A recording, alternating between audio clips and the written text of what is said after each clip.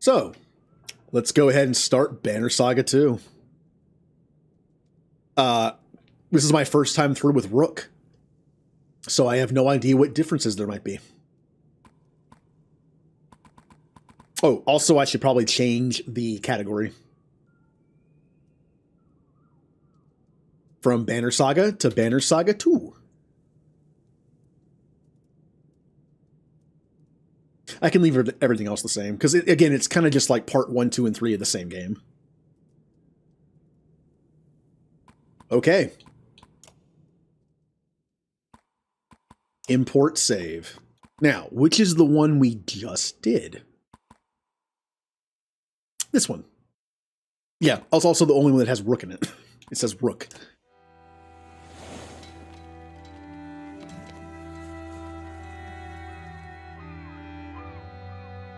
Tíminn líður áfram, eins og straumþung á sem fleytir okkur áfram. Time continues washing over us, moment after moment, like waves on a coast. Some more fierce, more violent than others. So few of my kind, the giant war, remain alive.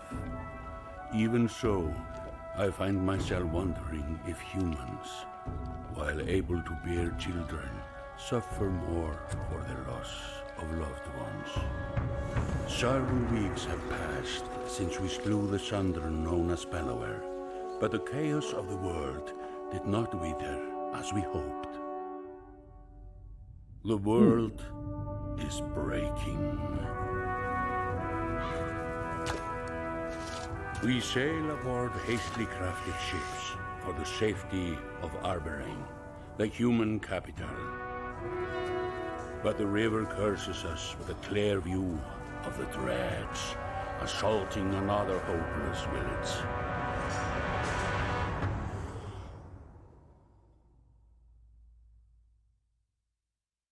Good animated opening. Okay.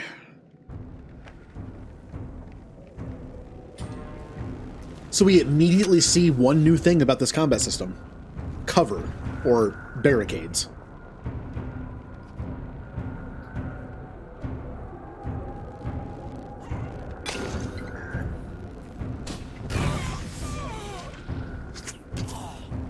Yeah, good job, generic humans.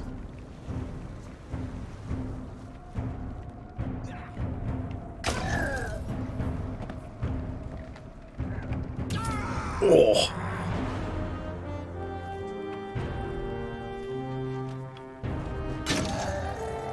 The hero has arrived.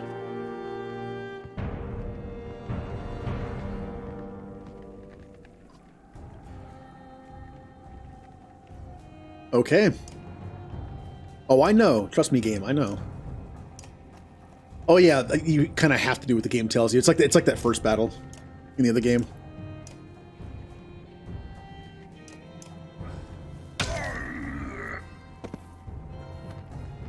I wonder if these count as kills towards them leveling up.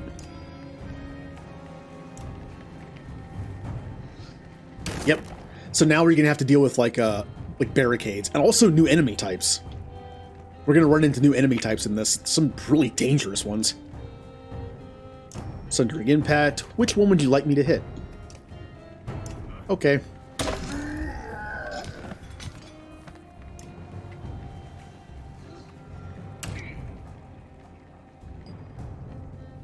Ah, we have a new character. I will be perfectly honest, I am not a huge fan of that character in combat, but doesn't mean they're bad, it just means I'm not a big fan of using them.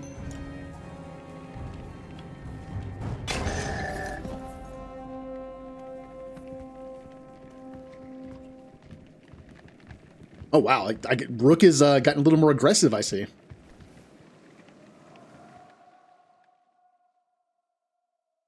I did wonder how Alet's death would have affected him. Okay.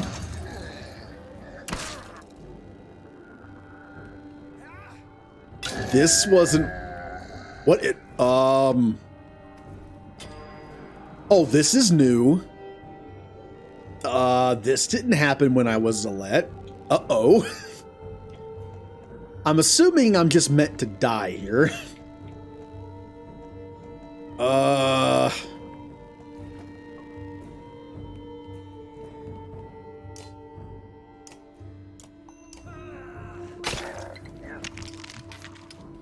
Hi, you can't get me back here. I should have hit his red. Oh well. I'm pretty sure I meant to lose this. Ow.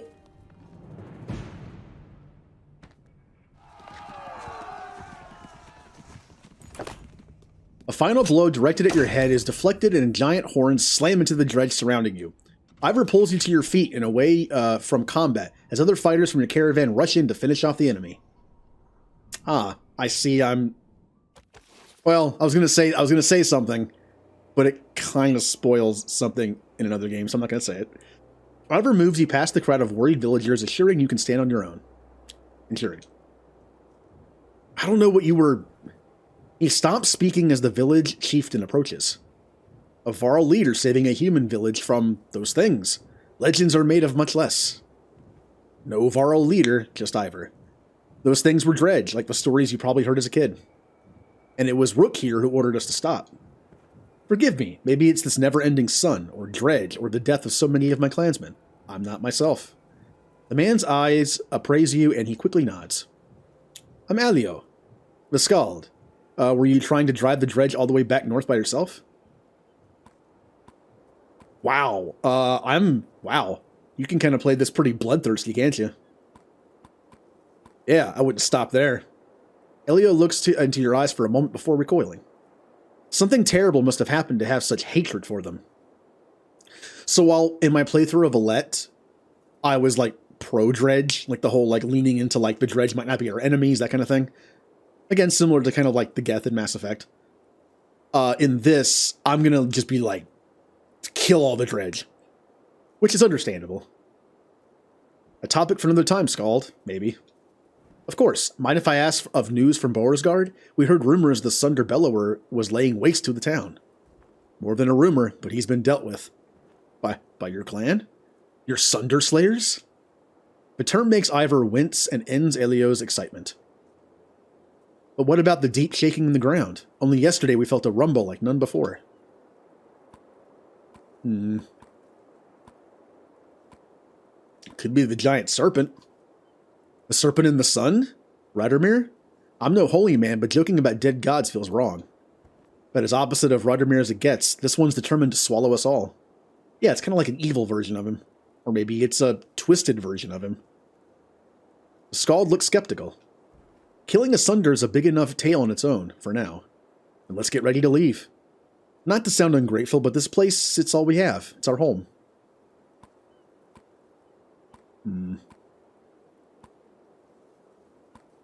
I'll nod quietly. No, we didn't risk ourselves so the dredge could kill you tomorrow. The Skald looks around at the small huts of his village. Boersgard is the only other place I've seen in my life. The small village is all my family knows. All things really as tragic as you making them sound? Probably worse. Ellie looks back and forth between you and Ivor before nodding. Packing and tending to our dead will take some time, but I'll have everyone on the ship soon. Elio heads off to the village to organize supplies. People thinking we're heroes now. The world is breaking in more ways than one. Ivor, one of the giants known as Varl, has fought dredge in the northern winters, personally killed the Sunder Rays, and lost an arm to the Sunder Bellower. He has been by your side through everything, including the death of your daughter. Now you feel the weight of his full attention. What you pulled out there, fighting the dredge alone, was that tied to Alette at all? Yep. I'm just going to be like full bloodthirsty and, vengeful. They'll pay for taking her from me. Not much of a plan. I don't care about a feigned plan. They killed her. Bellower killed her, and we killed him. And she's still gone. I shouldn't have let her fire that arrow. Maybe that's why you charged into those dredge alone. You think you deserve to die. Ooh. Only the lapping waves on the bank disturbed the silence. I felt the same way back on the bridge in Irontoft. What changed your mind? Not sure it has changed, but these people, they need a leader. That better be enough to change yours. He walks towards the village, leaving you alone with your thoughts.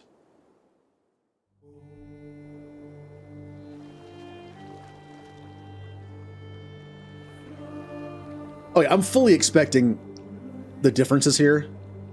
Alette is young and full of hope and all that, and Rook is just like old and bitter.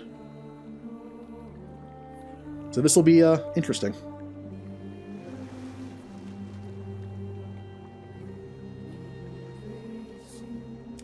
So now we need to pick a new team of people to use. Well, mostly. There'll be some new characters.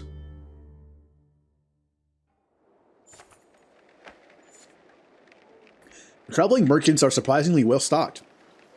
Ubin, the old Varl, dubbed Scrivener, says, since Beauregard, our numbers have grown. People have scavenged for food and eaten it too. Regardless, we need to plan plenty of supplies considering our destination. Kind of supplies. Stuff like food and meat for the trip. The merchants have got a few interesting items as well.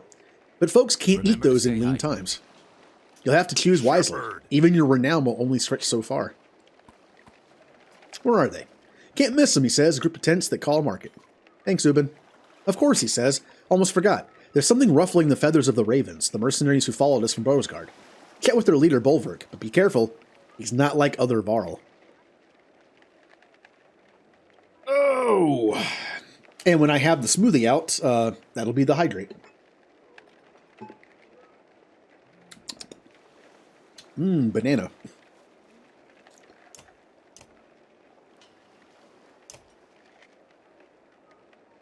We have a lot of supplies. So we get 5 per renown. Is that worth it? I'll go down to 40. What items do we got? Now you'll notice there are items above level 5, because this game goes from 5 to 10, I believe. Okay, the talents thing I'm still a little iffy on. Basically, when you max out a stat and click on it, you have one of 2 things you can put points in. Those are talents. So there are 2 break talents, and this would give you +2. Now you actually can go above 3. I love when games do that. 3 is the max of a talent, which will increase something by like 5% every time, let's say, to 15. With this item, you could potentially get to 25, because it gives you an extra 2 ranks that don't exist. I love when games do that. Rather than just be like, oh, that +2 only works if you have 1 or 2. It doesn't do anything when you're at 3. So +2 break talents, +2 range distance. These are expensive. +2 move, +2 strength resist. That's really good. +2 strength resist, +1 armor, -1 movement. Ugh. These are way too expensive. I need to keep the renown I have.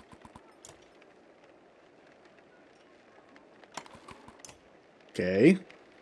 Markets also have items. These items are equipped by your heroes and can provide great advantages. Oh, there we go. We'll talk to Bolverk. The Varl mercenary leader, Bolverk, and a rather large female fighter are talking to Juno, a member of the Spellweaving Menders Council. Bolverk looks annoyed. Nothing unusual. There is no haggling on this. You already accepted the offer in Beauregard. Get this one to do it. Get me to do what? Juno is surprised by your presence and doesn't show. She continues to stare straight at the Varl. Rook is seeing to the survival of this caravan, something I doubt you care to do. He won't be seeing to anything much longer if he keeps fighting like he did earlier. Ooh. But I'm still here now. And I'm thankful for that. Your importance to these people can't be overstated. Okay, but what are you talking to these 3 about? With respect, Rook. That stays between us for now. Her look at Bolverk says she expects him to keep it private. Ivan needs my help with healing the wounded, but we should leave soon. See Hacken at the docks when you're ready. Juno leaves without another word. Fane Valka, one of these days, Claw and Fang will get thirsty for Spellweaver blood. Claw and Fang? His axes. The large axe heads are polished, the blades sharp, and the cheeks scarred from plenty of use. But it's the gray handles that stand out. They're unlike anything you've seen before. How long are you going to let Juno tell you what to do? You avoid his goading. Only to Arborang, then it's King Mainoff's job. Like he's got the answers to any of this. He'd royally piss himself if he ever saw a dredge. The pig-tailed fighter laughs. Have we met? I'm Falka, a shield maiden in charge of keeping the ravens alive. Bulwark gives her a stern look, but she doesn't back down. I already know who you are, chieftain. Heard there's a problem I should know about. The Varl seems to grow taller and more wild as he takes a step towards you. You stop to save every vain idiot along the river will get us killed. Makes more sense to only stop the ships when we need supplies. And get rid of half these useless people, too. They're slowing us down. Yeah, I'm going to be doing that, too. Hey, Sergeant. We just started Banner Saga 2.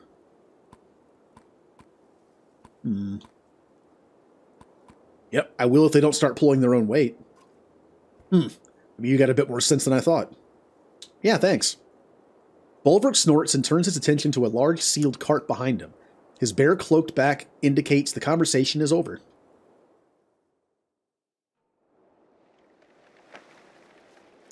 Oddleaf. Oddleaf, your former chieftain's widow, is demonstrating fletching an arrow to a few people as you approach. Give us a moment, will you? The group walks away as Oddleaf stands and wipes loose feathers from her tunic. I doubt you're here to explain your actions with the dredge. Do I need to? She looks at you in silence for a moment before clearing her throat. I wanted to discuss the clansmen. They're good at scavenging for food while we travel, but we could always use more fighters. But training them takes time. I'm not sure we have much of that to spare. Then you'll just have to find a balance that works. We're okay for now, but who knows how our needs will change. I see. Thanks. You turn to leave, but Oddleaf places a hand on your shoulder. We should talk, Rook, at some point. About what? You. Not you, the leader, but the man I knew from Skoker. She gives you a faint smile in return and returns to her fletching. So yeah, in this game, those numbers up there matter more. Clansmen, the more clansmen you have, the more supplies you'll get from them going out and looking. The more fighters you have, though, the easier some of those war things will go. Am I already hurt? Come on. That's kind of cheap. There, I'm no longer hurt. The wooden planks of the well-used dock creak as you walk across them. Haken, a warrior recently acknowledged as king of the Varl, paces on the dock. Not sure I was made for this, he says as you approach. Commanding in battle is one thing, but deciding how many chickens we need to bring... We've both made harder decisions. True, Haken says, but usually I'm following orders and only thinking about where to swing my axe. Now every decision affects the next. He pauses, then laughs deeply. Vognir, my last kinder, would have given me grief about thinking at all. A dark mood washes over him. His death remains a mystery, but I'll figure it out. Let's sail. After lighting the funeral pyre, the last villagers find seats on your rickety longships built of scrap wood scavenged in Beauregard. The ravens find space around a large cart on their black-sailed vessel. I can read. Oars slowly move all the boats into the river's current. Ah, we're back to the caravan. And we start on river this time.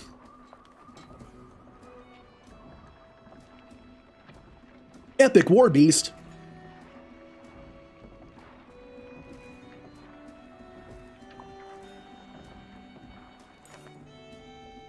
Elio looks ill. At least it's not the brackish sea, he whispers to himself as he steps around rowers and baggage to speak with you. I'm not sure we were all built for aquatic voyages, he says. And I hear Arboring is quite a distance away. My people could use a few hours rest on solid ground. The hopeful looks from others sway you, and you signal for the ships to make land. Would you mind telling me why the capital is our destination? Elio asks. Oh, the wall's never been breached. The Valka Juno says the menders there can protect us. It's the furthest place from the dredge. It just is. We'll just say it's pretty defensive. Oh, of course, the growing wall should certainly keep a dredge army at bay, shouldn't they? You say nothing. Dredge, Elio says, almost in awe. Man and Varl's storied foe from oh so ever long ago. But they're real, and here. How have they made it so far south? His glance at the Varl is met with both anger and shame. The longship rocks gently, and the Skald grabs a rope to steady himself. If only we had the fabled horses to ride upon, we'd outpace the dredge and be on sound footing. His dramatized misery is almost as amusing as his thanks when he steps back onto land. So in this world, the horses are gone. I think the only horses left are like the horse people. Yep, we got the map, which we can learn stuff. Other than lore, though, you really don't have to ever use the map. Yep, we're going for Arboring, which is over here.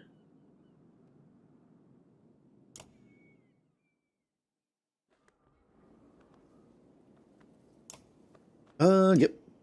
Yep. Supplies, number of days, camping. Yep, I see camping. There we go. Oh, it's Trigvi! He's the Kickstarter character that I didn't have in 1, but now he's in 2. A strangely familiar man with a spear and tattoos beckons to you. His movements are somewhat odd, almost comical. You wouldn't be confused by Trigvi's presence if you supported this journey long ago. Huh? The man's eyes glaze over for a long moment before clearing. He now acts like your old friends. I've lost it. Lost what?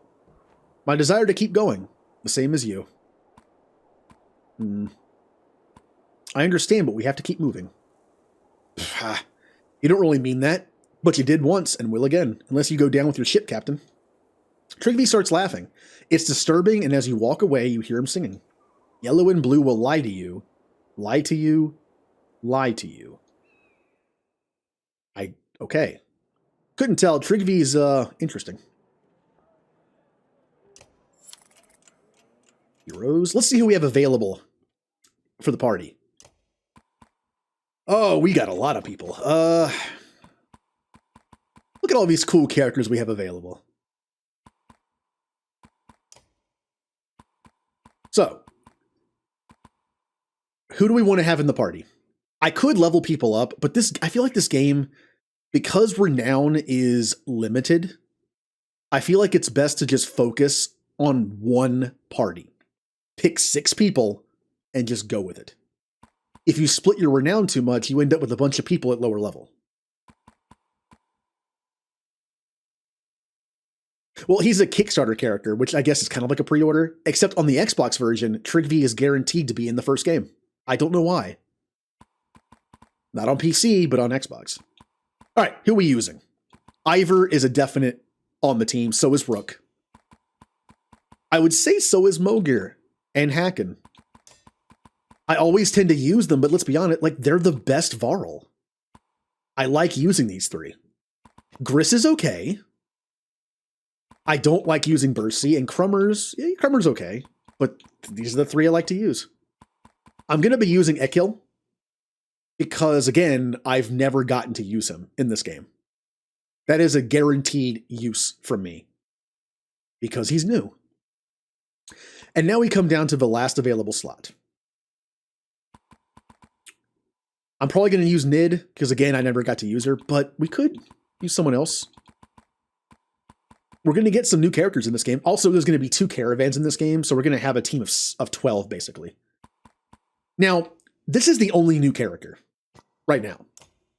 He has Tale Worth Telling. The character exalts his target to feats of strength and heroism. His words buff an ally for 1 round, adding 1 damage for every 2 strength the enemy is above the target ally. The boosts have no effect if the buffed ally attacks an enemy of equal or lower strength, so picking the right target is important. And then Scald Song.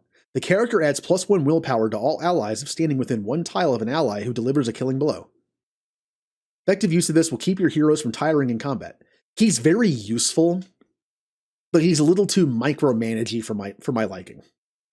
So I think as far as this caravan goes and who's available right now, the last character is going to be Nid. Now I'm going to level up. Wait a minute.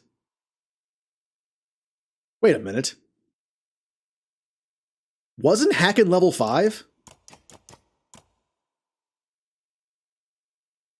Didn't I level up Hacken instead of Mogir to level 5?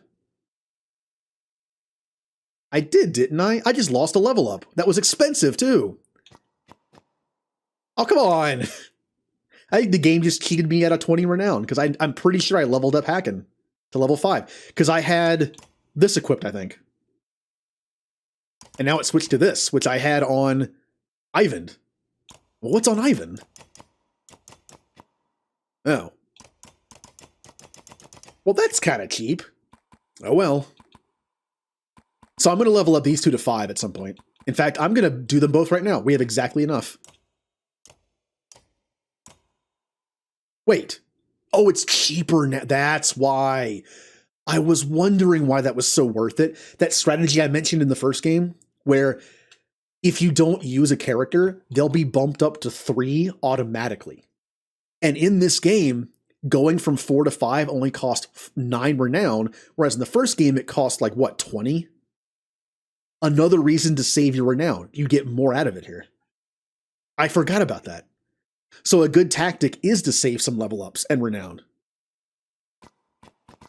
But, like I said, I'm not min-maxing this game, this playthrough. I'm just leveling up as I go. Alright, hacking.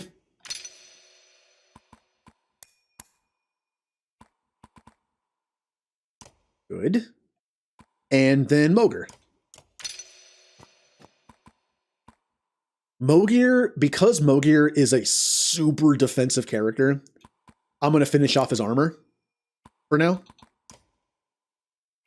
You certainly seem to have a way with words. I am assuming direct control. Ooh. Hey, Topper. Thank you for the host. Hooray. All right, here's what I'm going to do. The items appear to be messed up, so I'm going to take them all off. Well, they're not all messed up, but... Okay. So, I could... let's level up some more. How much is it from level 5? Only 13. Okay. I only have enough for 1. Who should we level up? We can only pick one person to go to level 6. Who should it be? Rook, the hero of the game? Ivor? I would lean towards one of these two.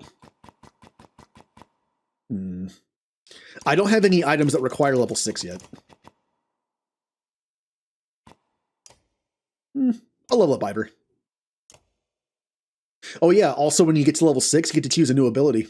This is one of the... I've always mentioned I love leveling up in games. I love like picking builds and picking abilities. It's just fun for me. And this is one of the best parts of it. Stats and also new abilities. Which one do we give them?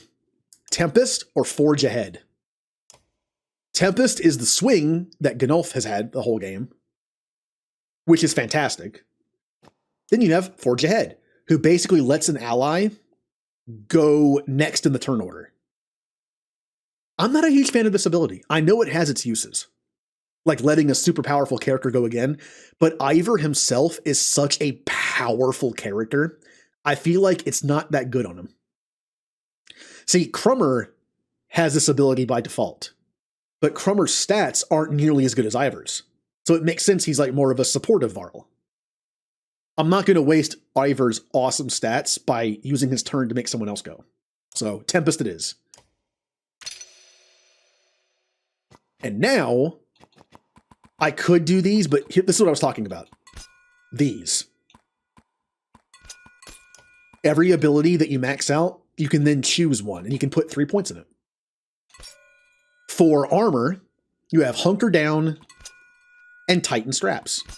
Hunker Down is bracing at the right time can ruin an enemy's plan to weaken you. 20% to resist 1 armor damage. Basically, this ability gives you a 20% chance to resist 1, 2, or 3 armor damage. That's pretty good.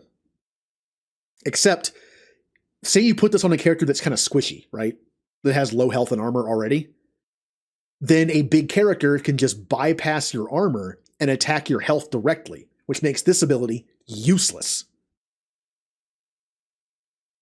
So there's no point in giving this to someone who has low armor because they're just going to go through it anyway. They're not going to take it or attack it. This is good for like someone like Moger. Tighten straps. Then you have a 20, 25, or 30% chance to regen 1 armor per turn. This is good on a lot of people. What about strength? Robust and artery strike. Robust is 20% chance to resist strength damage. Again, this is good on anybody. Like, even if you put it on someone like Mogear, once someone goes after Mogear to bring down his armor, then he has a chance to not take damage from on strength. Artery strike. This is fantastic on certain characters. The crit bonus. It's really good on Alette. She's dead, so her Overwatch ability combined with that is great. What about willpower? Defy and stubborn. 30, 40, and 50% chance to avoid a killing blow, basically to prevent an injury. Or stubborn. 20% chance to regen 1, 2, or 3 willpower per turn. That's pretty good too. Freaky Cog, well, it was the scripted death at the end. I had to let die instead of Rook, because I've never done that before. So I get to use Rook. I know Alette's Overwatch ability is considered like one of the most OP things in this game. I'm wondering how Rook's new ability is. I actually don't even know what it is. Yep, we just started number 2. This is pretty good too. Then we have Exertion. Dodge and Lucky Shot. 5, 10, 50% a chance to avoid strength attacks altogether. Not just resistance, but all together. This is pretty good. Combine that with an item that increases your dodge further. I can see that being pretty good. I personally prefer consistency. But now you have Dead Inside Dad. Yep. Yeah, we do. Lucky Shot. 50% bonus to hit chance. I don't think this is that good. I mean, think about it. The only time you ever really see your chance go down is when you're only going to do 1 damage. Or you use Exertion and Willpower to do like 4. I'm guessing there's abilities in this game where this affects better, but yeah. I would just ignore that. Exploit and Divert. 10, 15, 20% chance to cause puncture. That is when they're missing armor. You do 1 extra strength for every 2 armor missing. And I believe this means it's a status effect. Puncture on an archer is a positive thing. It gives that ability to them. I believe this is a status effect. It puts puncture on an enemy. It's not that you have a 20% chance to have puncture. I'm pretty sure it's a status effect. Could be wrong though. I'm not sure which is which. Divert. This is the same thing with strength except armor. Okay. But for now, I'm going to give myself this. Nope. That. For now. And unfortunately, I don't have enough renown for more level ups. Now. Oh, by the way, we're doing item management. So I think this is a good time to... There we go. It's item calibration time. I haven't set the new emotes to my Stream Deck yet. So, we have all level 5s and level 6, so we can equip all these awesome level 5s. Well, I can tell you right now, Mogear is getting this one or this one. Do we want to stack 3 extra armor? Or 2 strength resist? Even though this is awesome, that 3 armor can go like in 1 hit. It doesn't last that long. Whereas this is constant. And Moger's strength is kind of his weakness. He only has 11. I'm going to give it to Moger. 20% crit chance. Knockback, which I'm not giving to anybody. I'm just not a fan of it. This is great. On a character that wouldn't mind getting hit occasionally, which I think is Ivor. Ivor has 16 armor. Hacken only has 12. Ivor. Plus 3 strength. Oh, that's good on anybody. All right, so Rook, Hacken, Ekil, and Nid all need items. I don't necessarily have to use a level 5, but I have 4 level 5s left. Although I'm not really counting this one. Oh wait, where is my break item? There it is. This is going on Rook. Rook is still my breaker, so I'm giving that to Rook. Crit chance. +3 strength. I'm putting that on Ekil. I think Ekil could use it. Ekil's little squishy human. I think he could use the strength. It's also one of the only ones I have that doesn't give aggro. So that's why I'm giving it to him. Nid can honestly use it too. She's a good sniper, but she's kind of weak. I will give her crit chance. And Hacken, I'll give this one to Hacken. 3 extra armor would be handy. And since Ivor has +1 aggro and Mogr has +2, it kind of evens out. There's also the feather. Forgot about the feather. +2 movement and -1 aggro. That's pretty good.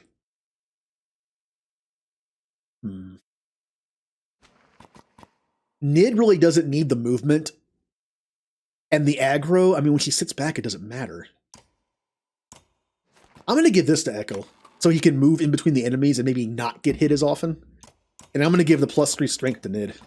There we go. Perfect. Now it's just the order. Mogr goes first. Then Rook to break some armor. They're both armor breakers. And then Ivor and Hacken, and then Ekil and Nid. Yeah, I like this. All right, party calibration done.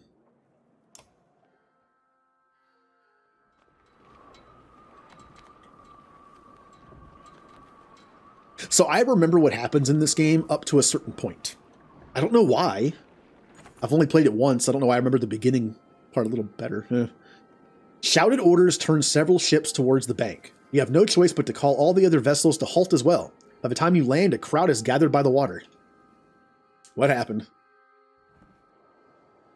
A man in fine clothes and missing a hand stands in the center of the others. He smirks as you approach. And here he is, the famed self-proclaimed ruler of us all. Are you the reason for this delay? I don't answer questions from backwater scum, no matter how high you've risen in the pond.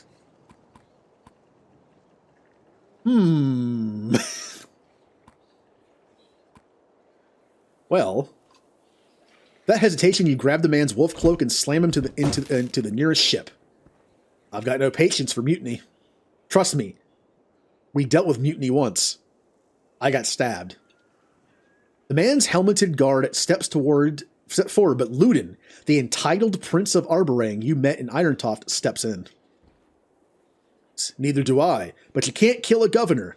Oh wait, since Boisgar was abandoned, you're not truly a governor of anything, are you, Rugga? You relax your grip, and Governor Rugga knocks your hand away with unexpected strength. Careful, Prince. Rivers are dangerous, especially this far from your papa's side. The threat causes a few gasps from the clansmen. Ludin's bodyguard, the usually quiet Varl Bersi, growls, but is waved off by the young prince. The Mender and I were just discussing Rook's banner. It'll make a nice addition to Beauregard's. I'm just kind of going all in on this. This isn't a debate. If anything, Rook's banner would join Arborang's. Or are you claiming control of the entire kingdom too? I'm just trying to guide my vulnerable prince home with some dignity and proper leadership. But it was Rook who led the fight against Bellower, while you hid in your great hall, Governor. Overseeing a besieged town isn't hiding, Mender, just as fighting in a battle isn't necessarily leading. But Rook kept us alive across the frozen wastes, he did, cries a man. Saved us at Irontoft too, a woman adds. Others join in, listing your deeds and cheering your name. Then it's settled. No more delays. Rook is our official guide to Arborang, but will consult me on major decisions.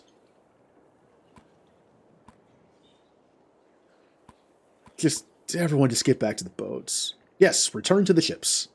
The helmeted guard next to Rugga makes a gesture for only the governor to see. Rugga laughs as the crowd disperses. Prince, your guide has a lot to learn before Arborang. I do like how Ludin stepped in. Like, he's a big jerk, but I do like how he stepped in and he was like, shut up, Rugga. Also, we know from a previous thing in the first game, Rugga is not liked in Arborang, so that might be why Ludin did that. Ahead, driftwood has collected, creating an impressive barrier for the longships. Alternatively, going ashore has its own risks from whatever might be lurking in the trees.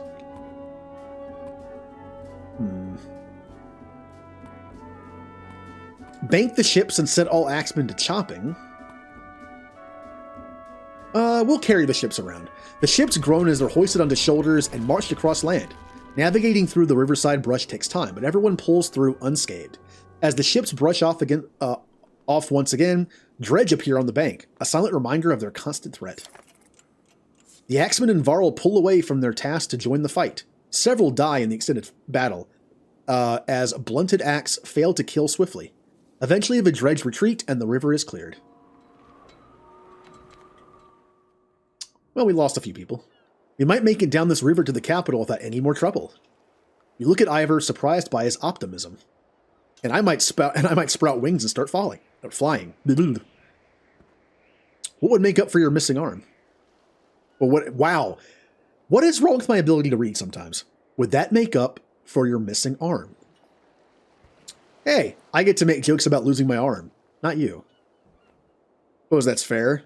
So what are you worried about now? I think you should make use of this trainer and his tent that we haul around everywhere. You've led fighters in battle before, but there's always more to learn. So let's bank the ships and challenge your skills a bit. Oh yeah, the challenges. Talk to Ivan first. You watch for a moment as Ivan, Juno's apprentice and the mender found nearly dead at Ridgehorn, moves his staff in a complex pattern, repairing some armor. Not a bad festival trick, right? I've seen worse. And I've seen better, like yours back in Borosgard with stopping Bellower. For all the good it did. Ivan watches you, studying your face before speaking. I know the pain in your eyes. Remember when we left Sigerholm? I just knew if we waited one more day, Juno would arrive. And you were wrong. Like you are now. You saved hundreds of lives, each one grateful for your leadership. And all it cost me was my daughter. I'd give anything to have her back. Ivan's face falls. You don't know how dangerous that thinking can be. What do you mean? He seems to shake himself from some distant memory. Nothing, just believe me. You're protecting these people, seeing them to safety. It's the only hope for the future. Ivan picks up the repaired armor, hitting it with his staff to test it. I'm glad we could talk, but I need to check on the fighters who was wearing this. Does Ivan know something about raising the dead? Well, come on in and let's have a look at you, Sven the trainer says. After a quick assessment, he says, yep, looks like you can stand to learn a few things. I've got 5 challenges for you, and if you can finish them all before we get to Arborang, well, I'll let everyone know you've impressed me. Sven's laughter is full of phlegm. Let's start with a few of the basics. You think about what he's saying. Feel up to the challenge? Sure. Let's begin. I actually don't remember what you get for doing all these challenges. Again, the cool thing about the tent is in the second game, the kills count towards leveling up, unlike the first game. So if you get new characters, you can just put them in here, kill a bunch of people, and then once you get the renown, you can level them up. So no longer do you have to risk keeping enemies alive to then give them kills. Like, you can just give them kills later. Okay. So, you start to open the options menu, select battle objectives. Oh, there it is. It's on the side. Form a shield wall. Position your raider adjacent to an ally. Kill an enemy using puncture. If your archer is stationary and the enemy's armor is damaged, kill him. Use heavy impact to deal damage to 3 enemies at once. Okay. So we'll do this first. Objective done. Ow.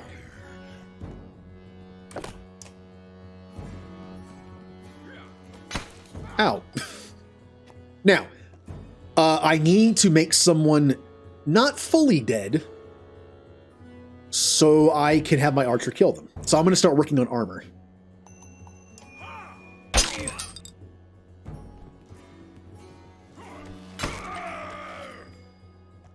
All right, move her in better position, and again, start working on armor.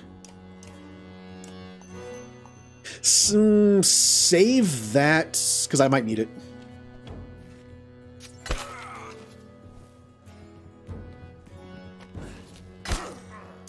I also need to hurt 3 enemies with a single hit, which I should be able to do on his next turn.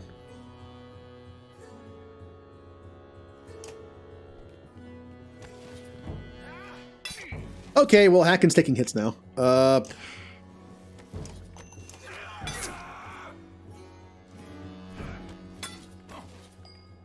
Haken, do this before you get too damaged to actually do something. Huh. Got it. And now I kill someone with puncture and we're good. Wait. Oh, I'm not missing any. Oh, I have to kill an enemy using puncture. I can't just kill an enemy. Well. Oh. All right. We'll wait a turn. If Haken goes down, I might lose this. So I need to be careful here.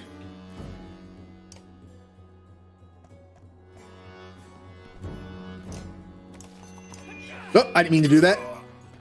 Well, that's one person I can't kill with her. Kill him, though.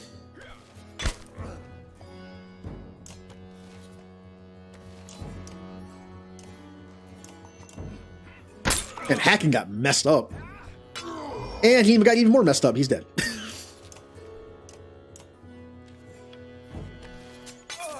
All right, we're done. Good sparring session, Haken. How'd it go for you? And he's just unconscious on the floor. Oh, good, huh?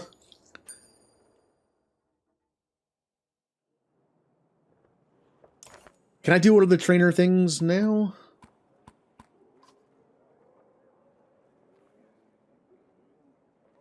Knowing how to not hurt yourself, children can do that, Sven says. Show me you can actively mark prey. Oh.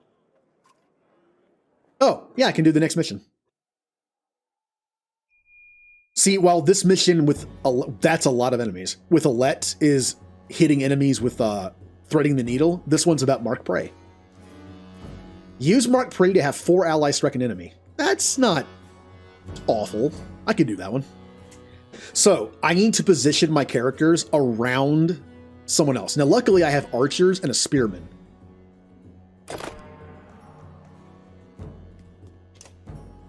Which means I can easily get 2 people in range of get hitting with mark prey just from, behind somebody.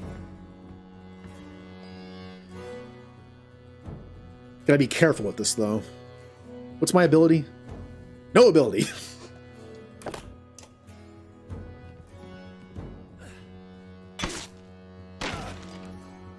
Okay. If someone stands there...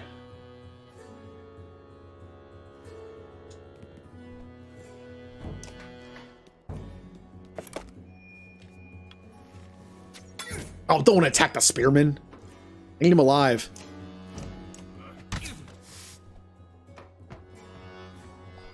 Now, I'm assuming the enemy doesn't have to live. Like, for all 4 to attack. I'm assuming the game is just like, oh, you had 4 people attack, even though it wasn't needed.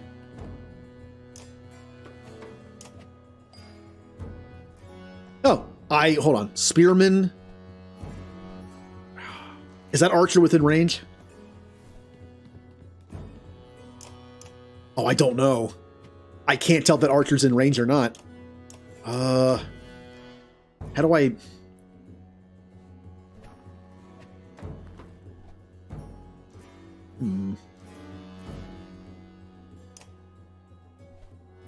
It looks like he would be in range, doesn't he? I could just wait until it's the archer's turn and move them closer. I'm going to do that just in case.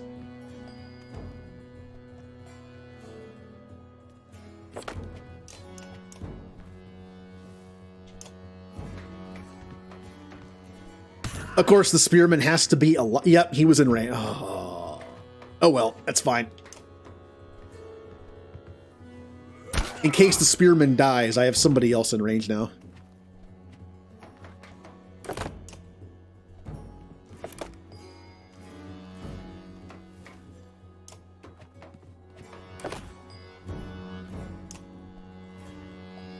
So many characters. All right, Rook, do it.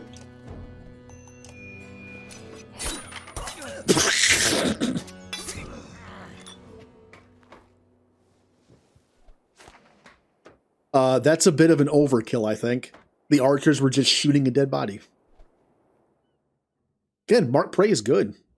Just gotta line it up. Yeah. Can I do another one? Plenty. Yep, we don't have another one yet. Alright. And eventually I'm going to train some of the clansmen as fighters. I think I'll only do 100. Because I still want to be able to forage for supplies. Like that. You look at all the food freshly placed in the supply carts. What's all this about, you ask Godleaf? The clansmen are trying to help as much as possible now. She says, whenever they can, they'll forage for nuts and berries or fish and hunt. She hands you a piece of fruit. They may not know how to fight, but they can keep us alive by keeping us fed. Yep. Ooh, is that a little village? Shouts from one of the rear longships grabs everyone's attention. The quick construction is proving faulty, and the ship is taking on water fast. With dredge on the bank, and all other ships almost at capacity, you consider your options. I'm not dumping supplies. I feel like if I ask for advice, it's going to take too long, and bad things will happen. Let's just bank for repairs. Ropes are thrown to those aboard the sinking longship, and it is hauled towards the bank. A few dredge appear, but keep their distance. Their glowing eyes and strange hums unnerve the caravan as workers make necessary repairs. Oh, the dredge's noises made my people sad.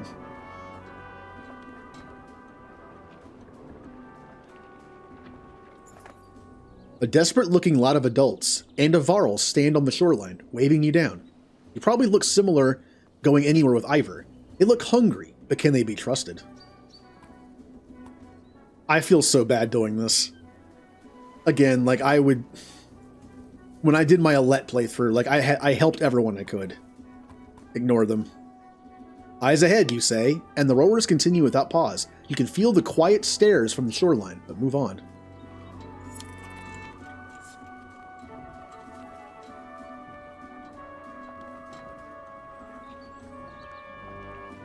I mentioned I like games that punish you for doing the nice stuff sometimes, because some games just don't.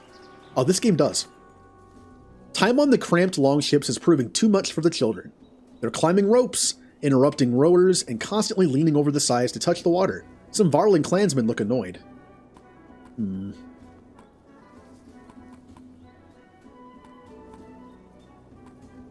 How about we move families to specific longships so they can just annoy them? You order the longships alongside each other before revealing your plan. Some are shocked and reluctantly follow, while others agree with your decision.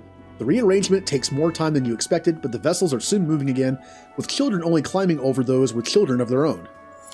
Sounds good.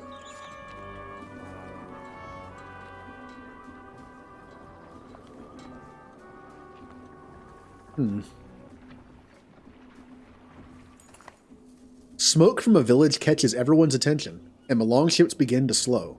I doubt these scraps of wood we're floating on can hold many more, Ivor says. You feel the governor's gaze on you, and he slowly shakes his head.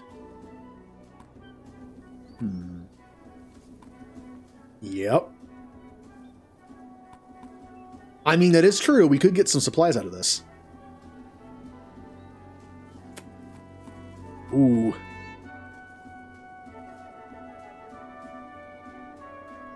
What do? Do I just ignore them? Or do I say, like, they might give it? You know what? They might give us some stuff. Ivor cocks his eyebrow. And who will resupply them when they realize the trade routes are blocked by dredge? You give them a look and wave the ships to shore. When the ships land, you and others rush towards the smoke, but the closer you get, the stranger the situation. There's no sounds of battle or people, panicking to put out fires. Keep going, Bulvert growls. We'll see what the dead are carrying. The Varl's comment defies tradition, but so do many things about him.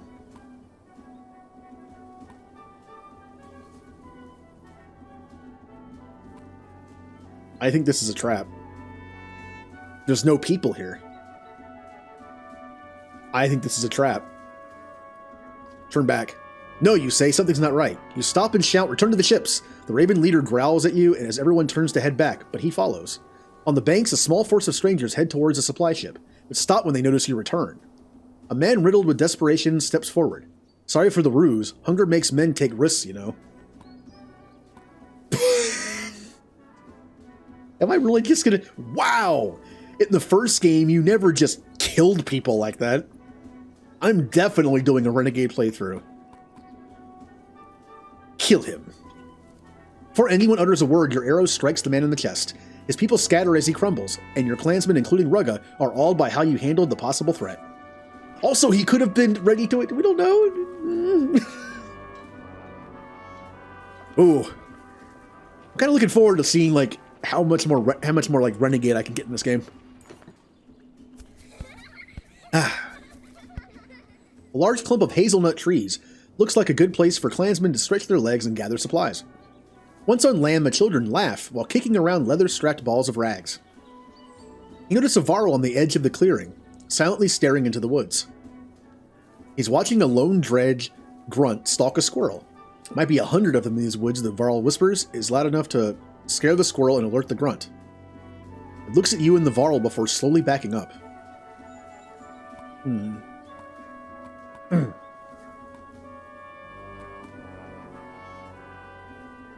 I'm going to track it to see if it leads us to more dredge.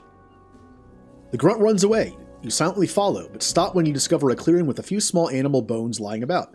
Meager meals for one. Near the bones stands a tiny statue of a dragon, and terror courses down your spine. You want to get away from it. I'll take the statue. Each step towards the statue adds to your doubt until your hands wrap around it. You realize you've been holding your breath and sigh with relief. Ooh. Back on the ship, the clansmen discuss your whole experience, along with all the nuts they collected. Smiles appear on their faces. Ooh. We got 5 days worth of nuts. That's a lot of nuts. Now, what does this item do? Also, I have more renown. Let's level up. Rook, you're next. Call to arms. The peal of Rook's warhorn rallies the heroes and calls them to pillage. During pillage, there are no more guaranteed turns. Killing an enemy gives the heroes 2 turns in a row, but the same holds true for the enemy. This calls for wisdom and time. Wow. So it... Hold on. Killing an enemy gives the heroes 2 turns. Oh, I see what it's saying. The enemies have a set order. And when you kill one, it, instead of like... You know how this game normally does a thing like where when you kill an enemy, it just slides the other enemies down the line, so they get to go more often now, which is why you keep enemies alive at like 1 health. With this case, when you kill one, it deletes them from the rotation. So 2 of your people get to go at the same time. Or back to back. That's really strong. Wow. I'm using that. Now, I could do some more armor. Or I could also look into this.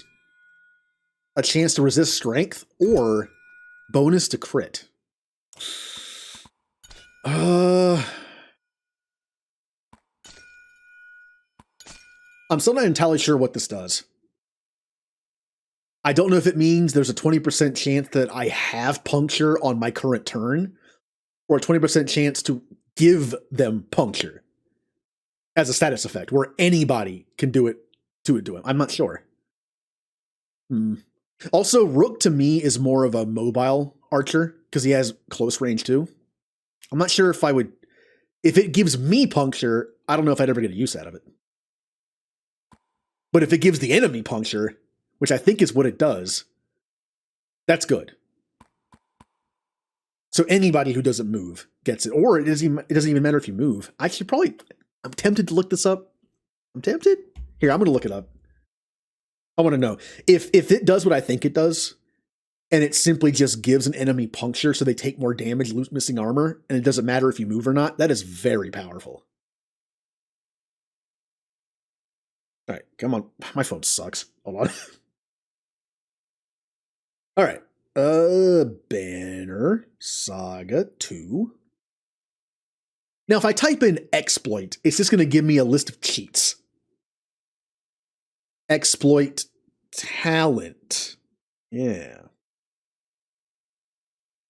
General discussion. The same kind of ability that had her passive. If so, then it would certainly render it a pointless talent on archers. Was set okay.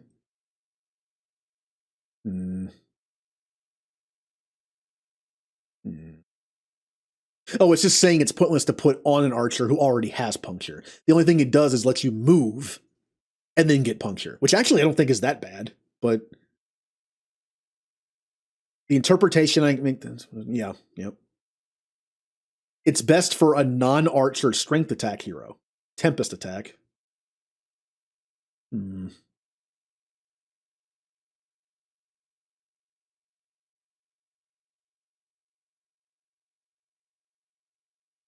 Exploit works on strength attacks. It does not work on break attacks. Yep, knew that.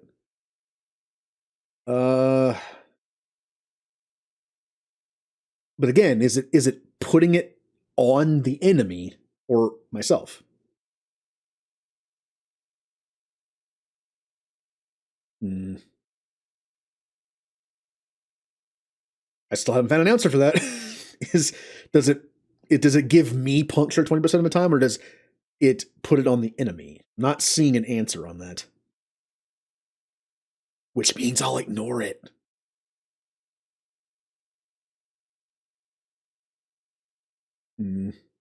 Yeah, I'm not really seeing it. Also doesn't matter. Again, Rook is more of a breaker than he is an attacker, and this would just make him do more damage. So I'm just going to give him armor. Like, I don't mind just maxing out his stats before I do anything else. All right, who's next? Knockback on strength, +2 will per kill, and 1 strength. I don't like the knockback. But +2 will per kill and +1 strength isn't terrible. I'm happy with my items right now, though. Mogear. I have enough for 2 more level ups. What abilities would I get? Malice. The character curses and spits at his enemy, forcing that character to attack him on his next turn. With his high armor, he often takes little to no damage from the assault. While Malice can be a difficult ability to learn, it's devastating in the right circumstances. Negate a strong enemy for a turn, pull an enemy forward on the board, or lock a character in place to set them up for future damage. Or Battering Ram, which I'm not a fan of. The fact is, I like Mogear's starting ability. Hacken. Forge Ahead or Tempest. Again, I think Forge Ahead is a waste on a character that has such high strength. And Tempest is nice. What else we got? I have 4 options with this guy. Ooh. Axe Storm. The character lobs an axe at his target up to 4 tiles away, dealing normal strength damage if it hits.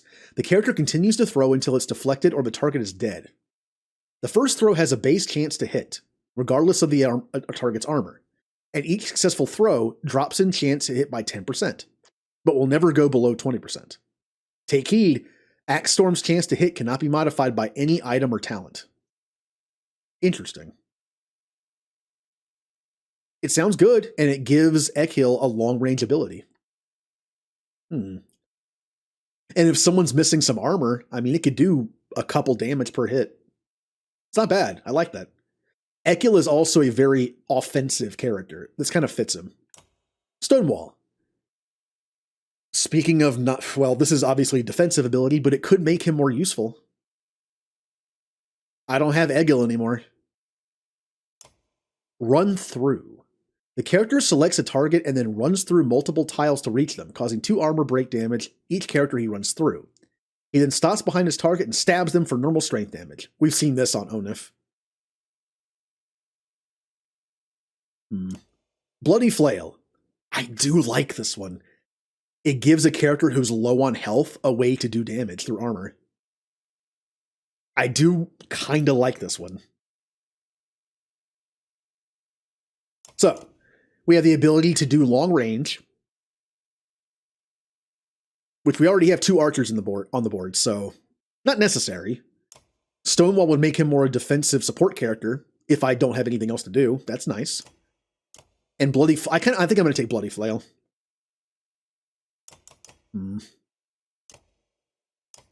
Yeah, I like this ability. Once you get low on health, you can just still continue to be effective. Yeah.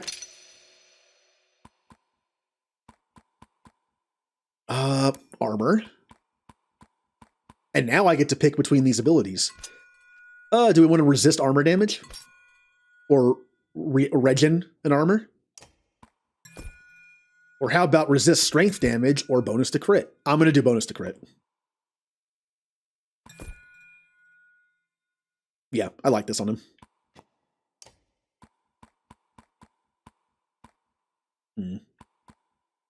Yeah, I like that. Oh, and I undid it.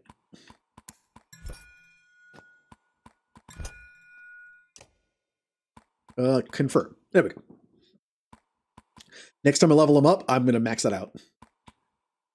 We have enough for one more. Nid, what do you get? Rain of Arrows and Slag and Burn. I do not like this ability, but I do like this one.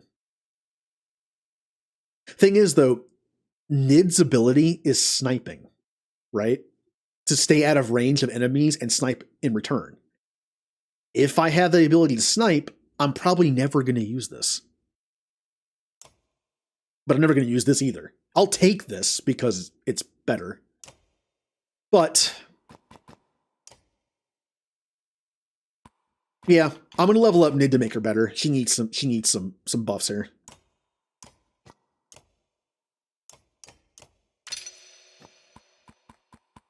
Okay. How about... I'm thinking crit chance as well. I think crit chance is really good.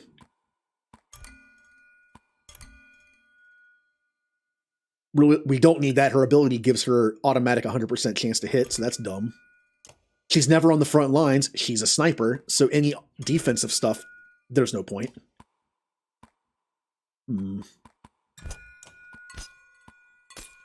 Yeah. Strangely enough, there's only like one offensive thing in here, and it's this. Everything else is kind of defensive. That is... Yeah, that's offensive, but...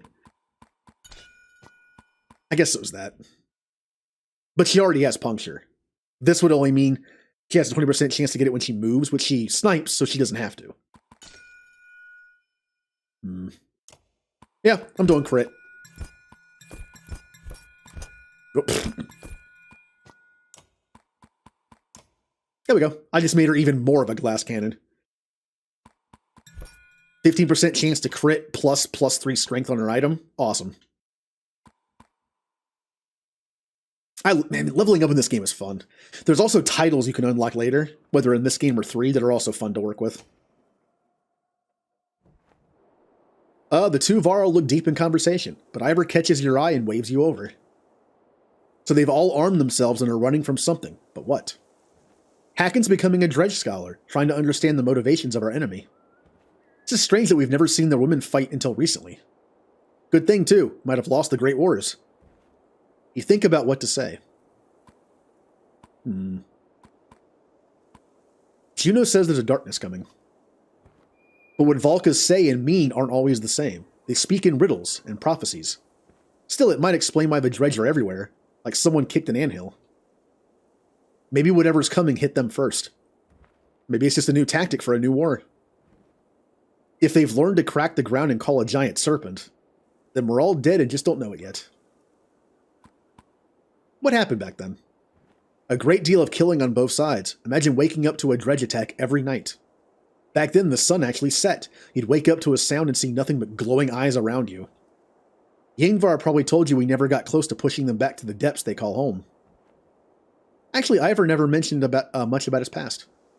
Oh? Ivor says nothing, just holds Hakon's stare. Well, he's probably got more stories than you could hear in your short lifetime. Has anyone actually ever talked to him? Both Varl look at each other. There are rumors that some have tried and been killed in the process. A lot of nonsense. Skull's tales about the sound of a dredged voice make your skin fall off. So there's no communication with the enemy. Was that normal? We were too busy killing to worry about a fireside chat. Besides, they only ever make warbling sounds. I guess if anyone has talked to them, it'd be the Valka. But good luck getting them to give you a straight answer.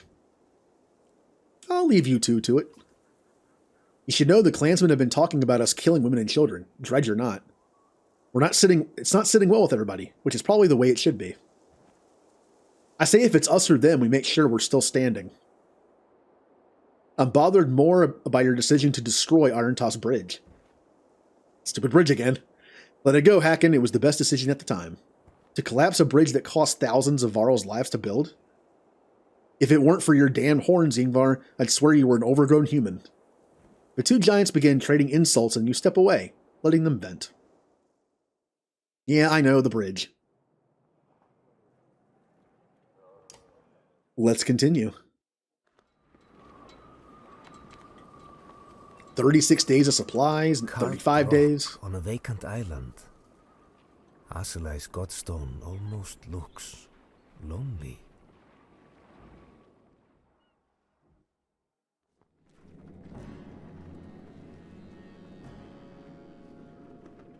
Ah, another godstone.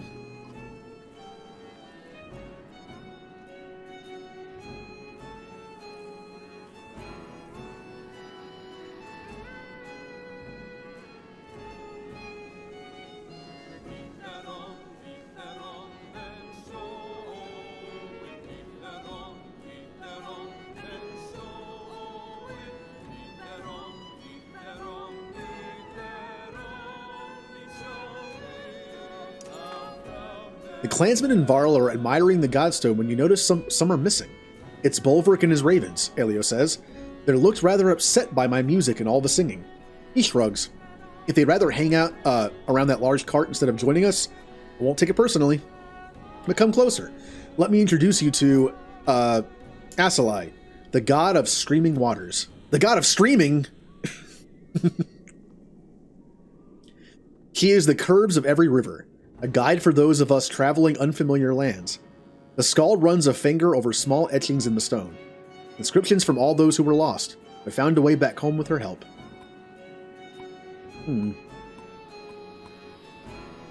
I would listen to his tale, but I want to find anything good. You spend a fair amount of time looking at all the baubles left by other visitors, but nothing strikes you as valuable. As you return to the pitched camp, Elio pulls you aside. We all have our strengths, and mine is in stories that might very well benefit us all in these troubled times. They're at least worth a listen. He doesn't sound upset. It's a simple request. Please listen to my tales. So I think I might be able to now train... Well, come on in and let us have a look at you.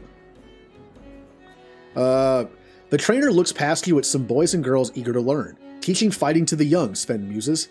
They won't go back to hunting and foraging for food, you know. You sure you want to go through with this? Sven blows out all his air through flapping lips. And let us get it done. How many you want fighting for you? I'm gonna split. This is the middle option. I'm gonna do 100.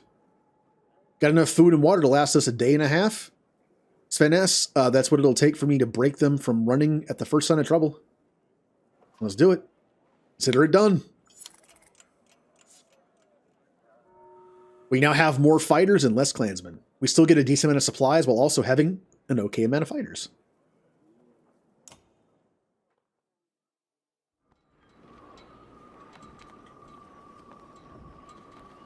How much of this do I have left? About halfway done.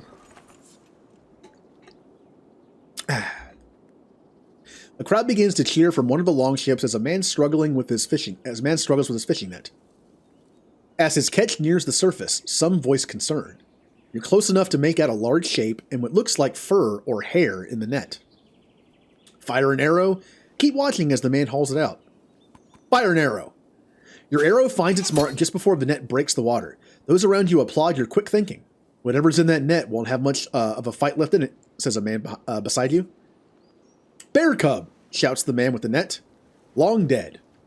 What's it mean? Superstitions blow across the ships like a gale.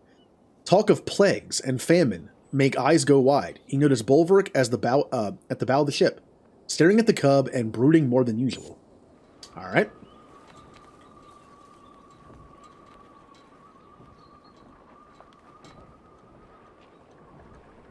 I am wondering something. Since I didn't have Eric join the party in the first game, I'm really hoping he joins in this one. Because if you send Eric back, he ends up being in a different caravan in this game. If I didn't recruit him, it should be the same thing. The sheer cliffs and the boulder-strewn waters of the southern bank dictate the long ship's course. The droning sounds of the dredge accent their quicker... I'm like losing my ability to read. Ascent their quicker pace as they follow your ships along the northern bank. Dust and mist make it hard to see ahead. A hissing, rumbling noise growls all around. Waterfall, shouts the sharp-eyed Nid from the bow of your ship. Oars instantly reverse and you nearly lose your balance.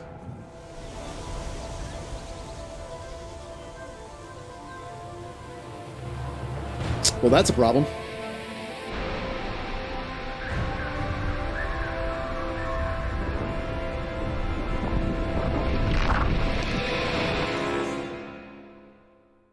There had been a lot of earthquakes. I'm assuming this wasn't here before.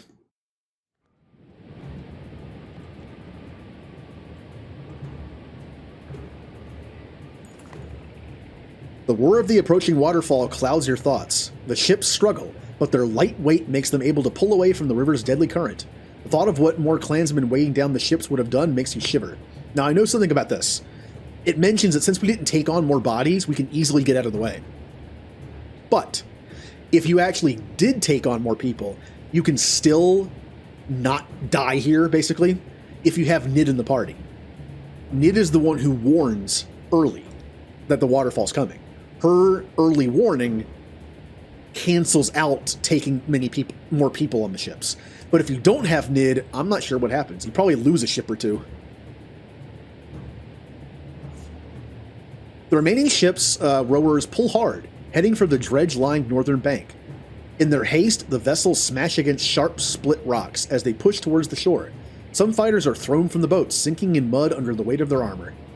Well, cover the battlefield with arrows, Oddleaf. We could use some help from the Ravens, Bulwark. Gris, make an opening in the ranks. Charge! I'll do it myself. Everyone on the longships jumps out as one. Rocks from slingers clack off shields, and soon you're engaged in the chaos of battle. I'm doing this myself. Ah, all right. I am okay with this turn order. So the only difference in this fight, Rook now has the ability to basically make kind of an early pillage, where every kill is good. It kind of becomes like XCOM or like a game like that, where killing an enemy is good because it's less turns they get. I like that. It kind of like basically turns the game into a different game. Ivor now has Tempest. Ekil now has Bloody Flail. Thought about giving him the Axe Throw, but I feel like this is better for him. And it's a great way for injured characters to do damage. And Nid got Slag and Burn, which I probably won't use that often, but it's there. Also increased crit chance for both of them. Let's do it.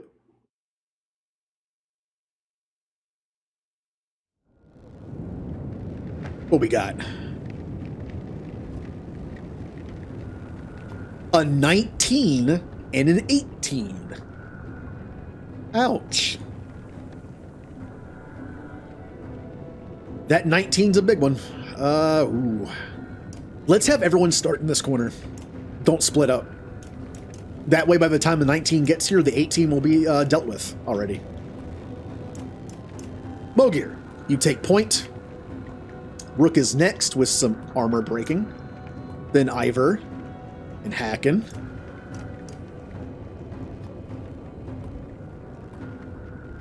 I should put him next to Mogir to get the bonus. In fact, I think I can do that. Yeah, we'll do this. There we go. And Nid.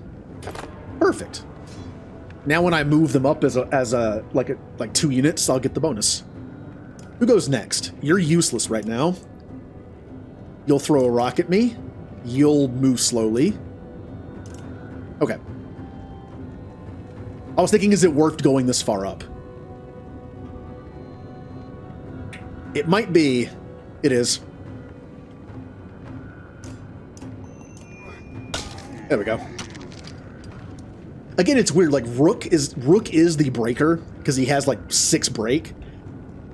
But I need to damage this 18 before he starts wailing on people. So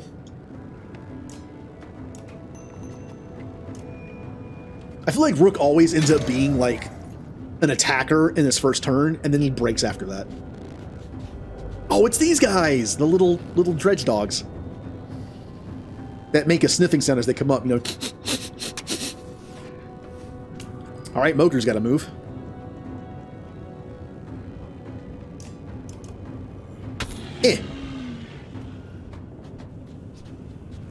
I forget what they can do. They have a lot of movement. If I do this, Moger has nowhere to go to get away from the explosion. Except backwards. Which I'd rather not do. So, how can you move here? Oh, more of them.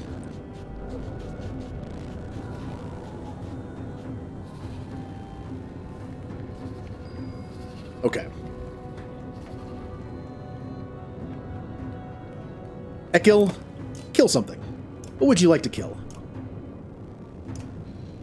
Let's see. I could kill this little guy, or... yeah, kill him.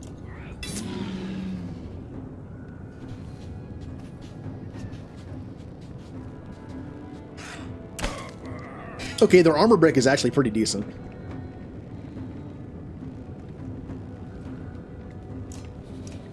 I'm gonna move up so I can get puncture on my sniping later. Ooh, a crit! What are you? Kill that one, it might make the others run.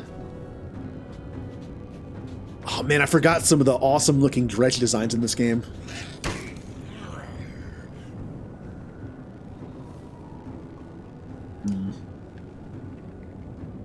You know, I'm tempted to put Ivan back in the party so I can mend armor.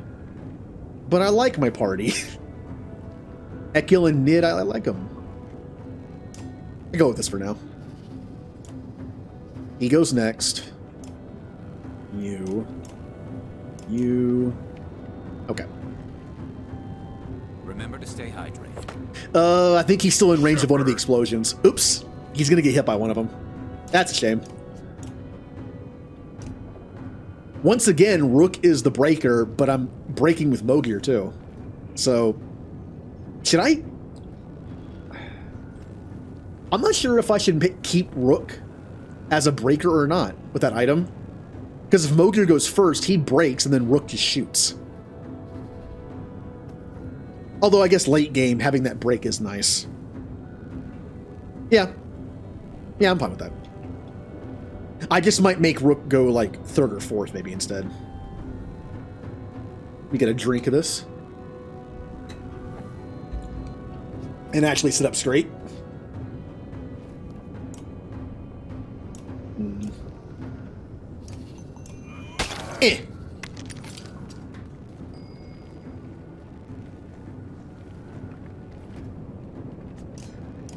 Kill him, Rook. I should have used willpower to actually kill him. That's okay.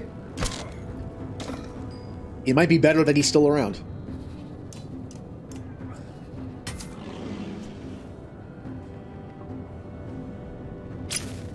Or not. He's calling for help. Alright, let's be careful of Big 19 over here. He cannot reach me. He would need 2 will... yeah, he has the willpower to reach me. Okay. I'm going for it.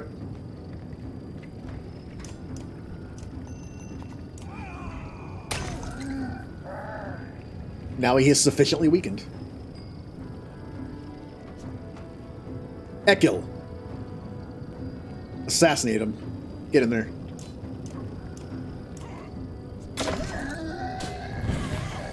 Yep, Mogr takes the hit. Who now has no armor left. That's nice.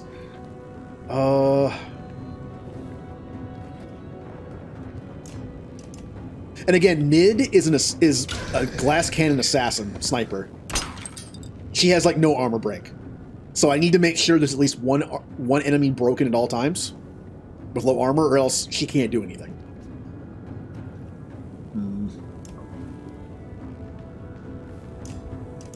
Like so. Ow. I probably should have brought the Mender healer. It's okay. What if I use... oh, there's an enemy limit. So you need a certain number of enemies left for that to work. Interesting. 1, 2... There's only 4 enemies on the board. Oh, ew. Oh, you need less than 4 enemies for it to work? That's not fantastic. That makes it a lot... That doesn't... okay. Doesn't make it nearly as good as I thought it was. Oh, hey, there's Bulwark.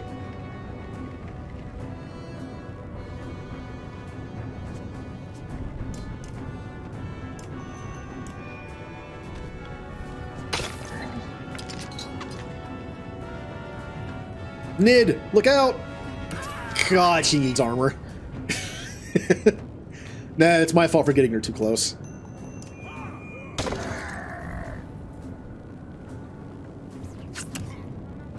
Mogr's gonna have an injury. I should have used the horn. Okay, Mogr. If Ekil can do enough damage here, I might be able to save Mogr from an injury. I don't think it's gonna matter, but...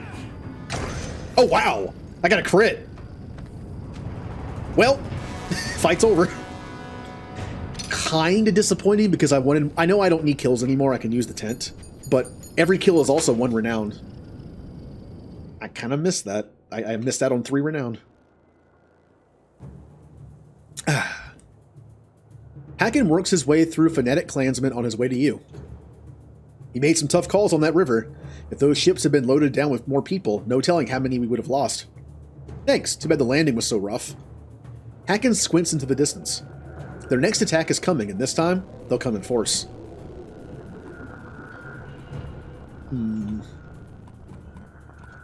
Any chance of fighting through them? No, not even before the losses we just took. Best we can do is become a wall they get tired of punching. Juno and Ivan approach. There may be a way out of this situation. A gamble to be sure, but we believe it's our only chance. Gods, it's bad when a Volca option is the only option. Worse than that, I can't promise everyone will make it. Juno gives Ivan to look. Just tell me your plan. Ivan sighs. With Juno's help, I think I can get us across the chasm, but it won't be easy, for me or the caravan. I need to help Ivan and calm these people so they are ready to march when he is ready. We need to keep this area clear of Dredge at all costs. If they... The sound of a war horn cuts her off, and everyone turns to look. The Dredge assault begins. Rook, Hakon, you know what to do. It looks like the force you trained is roughly the size of the enemies. This could go either way.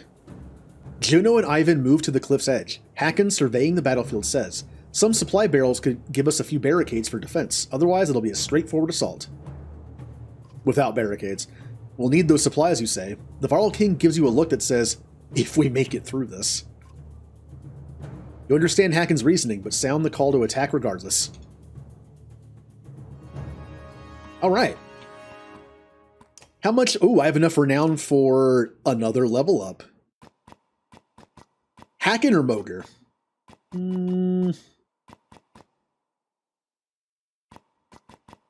I'll do Hakon because I might actually use Tempest at some point. But Mogr, I love his Bring the Pain. I just feel like I'm never going to use either one of these. And I'm doing it just for the stats. Whereas Hakon could use both. So... Remember, I'm the kind of person that likes to have everyone have different stuff. Like in Final Fantasy Tactics, I'm doing like a build where no one has the same class ability. I'm using all of them at least once. So I kind of want to give him Forge Ahead to be different. But Tempest is just so good. I'm giving him this. Along with an attack. Now this is where I could finally start doing some of the defensive stuff. Armor resist. Regen 1 armor. Resist 1 strength. Avoid strength. I'm probably never going to do any of those. His armor's only 12. So stronger enemies can bypass his armor by going straight for his strength. So a 20% chance to resist a strength is probably worth it on him. Because they're going to go right for that health. Of course, I could always just do crit damage. I need to not put this on everybody. Yeah, I'm going to do a chance to not get hit by something. Yeah, I think that's good.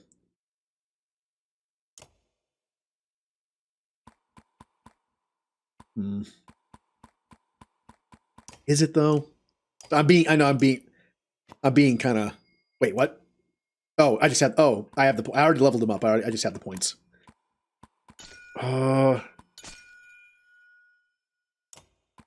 I think that's my best option. I'm going to put this on Moger. And probably that. Well, you can only do one or the other. Would be better on Moger. A chance to resist the damage completely, or a chance to regen it. The regen chance is higher. So I'm tempted to do that one. But yeah, for this one, I'll do this.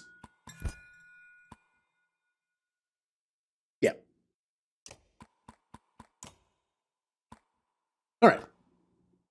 Once again, there's that thing. A big part of this item is knockback, which I just don't care about. So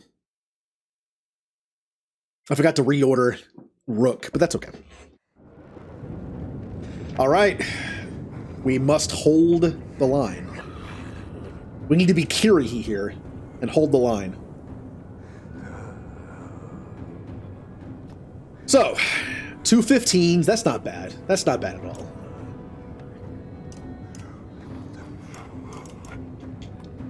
Mogir, Ekil. Ivan, I'm going to put over here to help deal with those guys.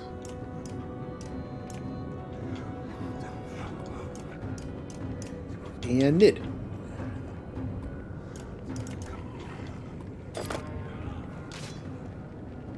Go, Mogir! And see, because morale is so good, I had 6 out of 4 willpower. The 2 willpower I just used to move this far ahead was basically free. Bring the pain. Now, if anyone attacks them, they're going to lose a ton of armor.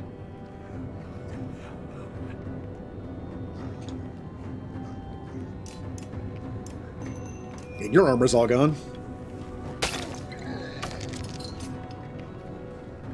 Uh-oh. I have an item on Moger that makes him have aggro, or I think it's +1, and the guy just ignored him. I'm not quite sure how that works in this game.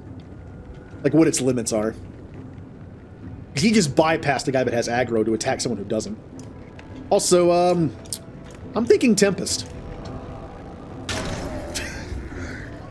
It's good.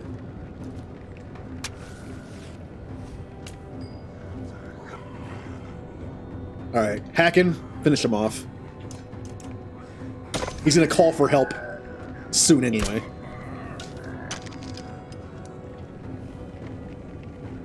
That should be out of the range of the explosion, I think.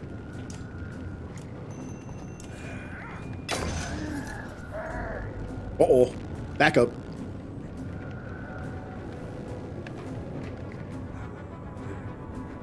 Oh yeah, I know. I'm doing it. I'm working on it.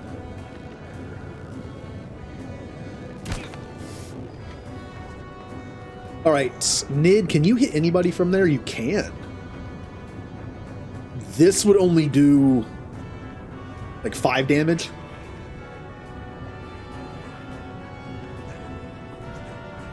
This is dangerous.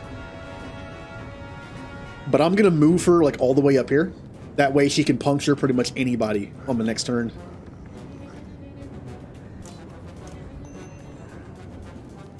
Pfft, I'll do it. What? You don't need puncture when they have no armor.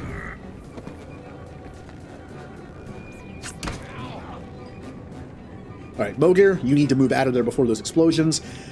I think if I move here, one of them still hits me. I'm pretty sure they hit the tiles next to him. So I'm going to move... I really don't want to move out of the way because that's going to leave the middle of the field open. Oh, I can move up here. Or here. Yeah, I'll move here. That should work. Yeah, kill something.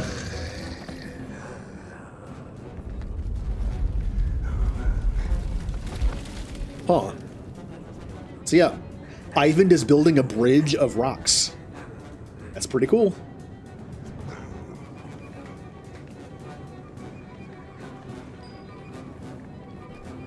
Alright, Rook. I'm guessing it's 3 enemies, or less. Better not be 2. Okay.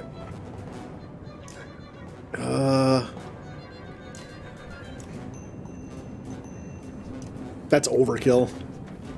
With Nid's puncture, she already has that guy dead. I need to kill more. Well, he's going to explode.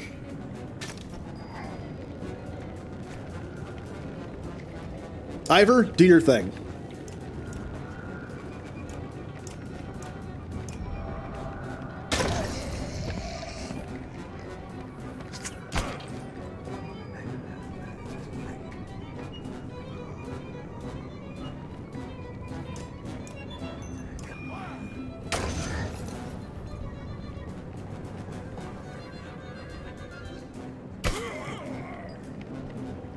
Alright.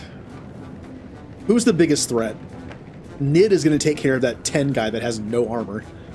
We have a 9 and a 9.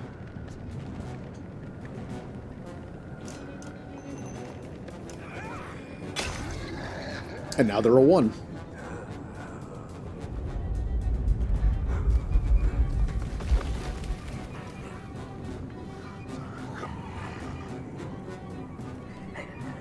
Alright, I think we're doing okay.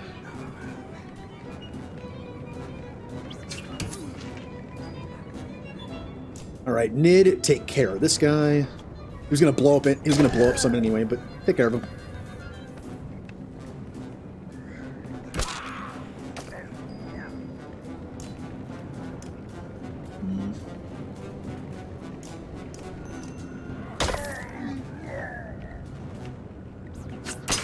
Oh, yeah, Mogir's going to go down very quickly now.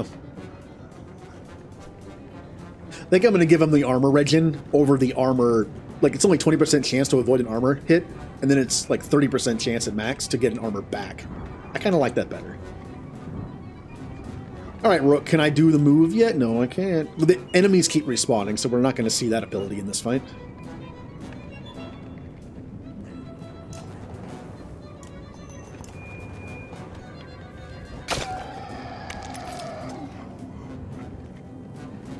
Yep, saw that coming. That's okay. Unfortunately, my positioning is awful, and now I have to waste a turn. Oh. I don't know. I don't know. I have got to protect Mogir. Alright, who goes next? This guy goes next, who can only do 1 damage. Only 1. 11. But that's right after Nid. Nid can handle the 11 guy.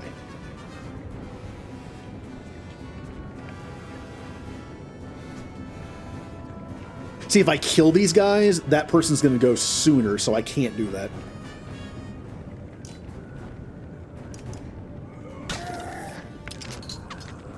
Of course, the fight just might be done right now.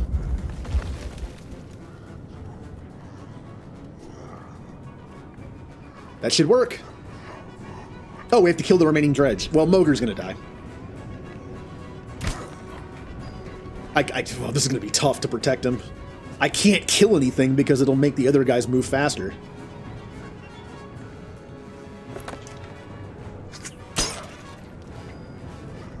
All right, Nid.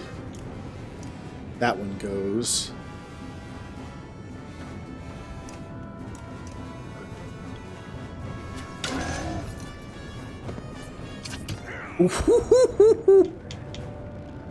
Run! Run, Mogir! Can I do the thing now? Enough willpower.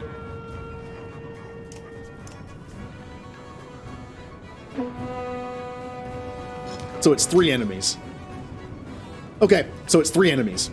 Got it. And it's like you go, they go, you go, they though, and then it's just like you go 3 or 4 times in a row.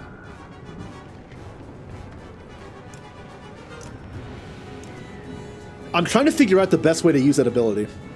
Maybe leave 3 of the stronger enemies alive and then do it? I don't know. Thing is, the way that I play... Oh, well, he's dead. I guess I couldn't reach him, so that was unavoidable. All right.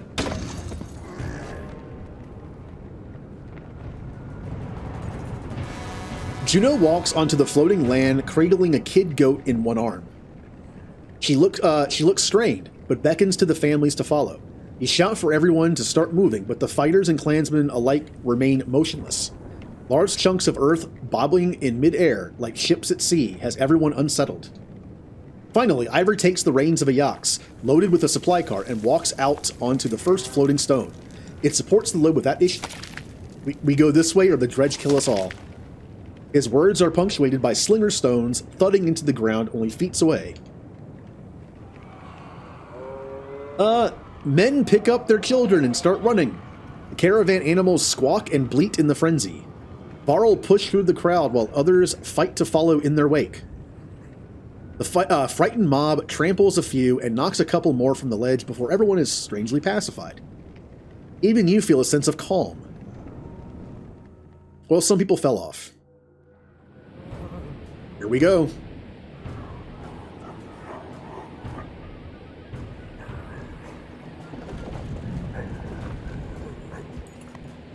The wounded and elderly struggle to make it onto the floating rocks, while fear of the bridge paralyzes the legs of others.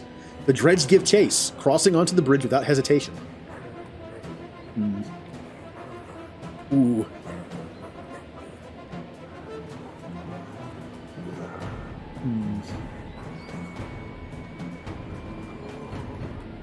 Oh, I don't know what I should do here. I could charge into him, or we could just... I am playing a little more aggressive and ends justify the means kind of thing. Means justify the end, whatever. Drop the back. It's not easy to mouth the words, but there are just too many dredge. While Ivan seems unresponsive, Juno nods to you. He watches the floating stones nearest the land tremble and drop back into the chasm, taking all standing there with them. The sight is terrifying, but you turn and urge the others to keep moving. Oops.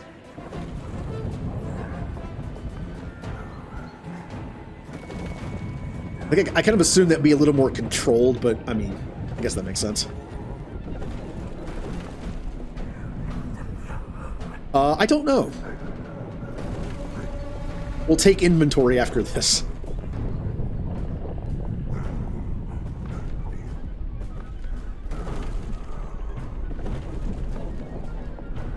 Well, there's no more dredge following us. They can't be. Ivan is growing visibly weaker.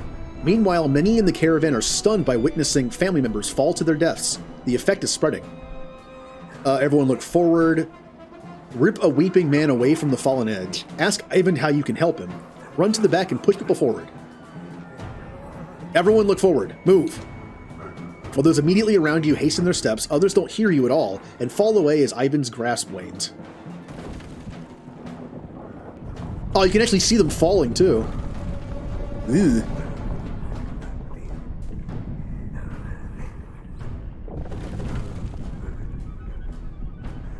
We're getting there.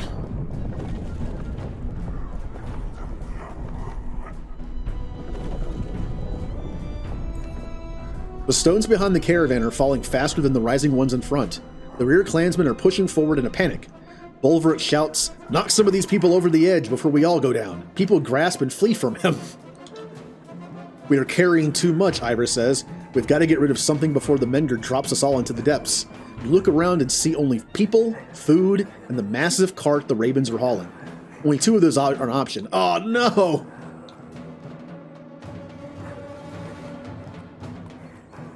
I don't... But I need the food.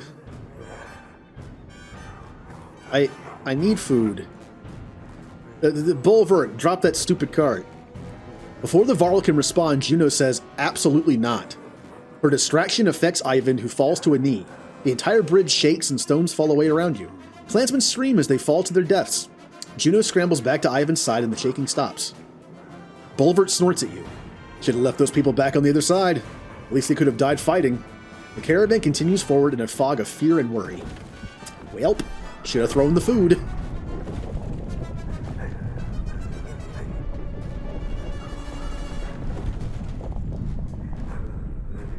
We're almost there. Is there a... Oh, there's a town on like the very edge. I don't think I'd stay in that town. I don't think I'd stay there.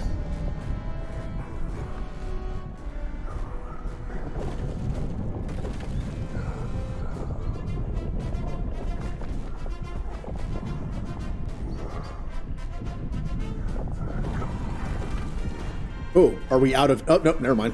Ivan's scream kills you as it echoes off the cliff a mere 100 yards away. Again, the bridge shakes but stays together. When Juno looks at you, her lips are trembling. "This is killing him," she says, "and I won't let that happen." Her tone is dark and cold. What's the alternative? She says nothing but looks towards the rear of the caravan. Governor Rugga and many others from Bosgard are back there. Nod to silently approve dropping the rear of the caravan.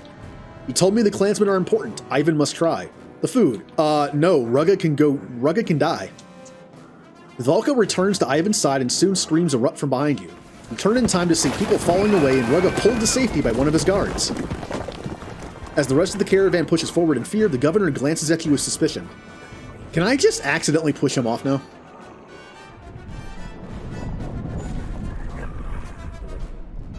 Oops.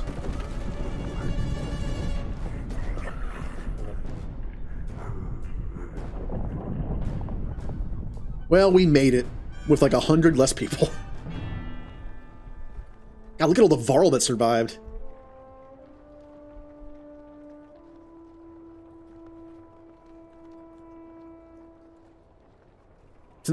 Rip humans. I'm pretty sure you lose people there no matter what. It's hard to believe we made it across that chasm. Now we find what's left of Ormsdaler. Once a great trade town at the fork of the Ormsa River. How many lives must have been lost here? A few buildings might have made it. But yeah, I'm pretty sure you have to lose people there. Or you lose all your food. Like, I could have saved some people, but losing that food could have killed us all. From the massive Varl to the youngest human children, everyone is sapped from crossing the chasm. Tents are loosely strung up and gear is thrown on the ground as everyone falls asleep. You manage to post a few guards at a habit before sinking down against a crate, wrapping your cloak around you and closing your eyes. Your chest aches as if from a wasp sting. Feeling around for the cause of it, you look down between your leathery gray fingers, running over a red stone breastplate. Gasping, you open your eyes to find your cloak still wrapped around you, no stone armor underneath. The caravan is still asleep, snoring more prevalent than usual. You're able to drift off for a bit more rest before facing the tasks of the new day. Not surprising, morale is not good.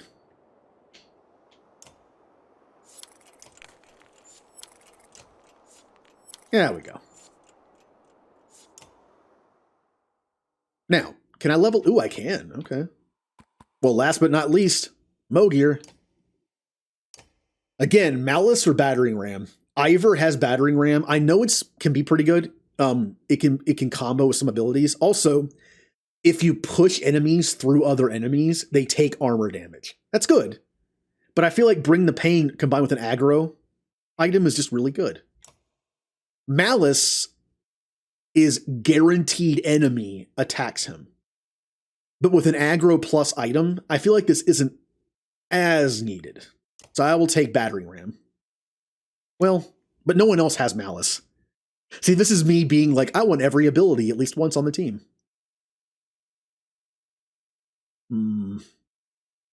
I'll do Malice. I never use this anyway. I've literally used it not once on Ivor, so I'll take Malice. And now for this. I could use some more strength. Like once my armor goes down, I could use that. But I think I'm going to take one of these two. Again, which one do I take? 20% chance to resist 1, 2, or 3 armor damage.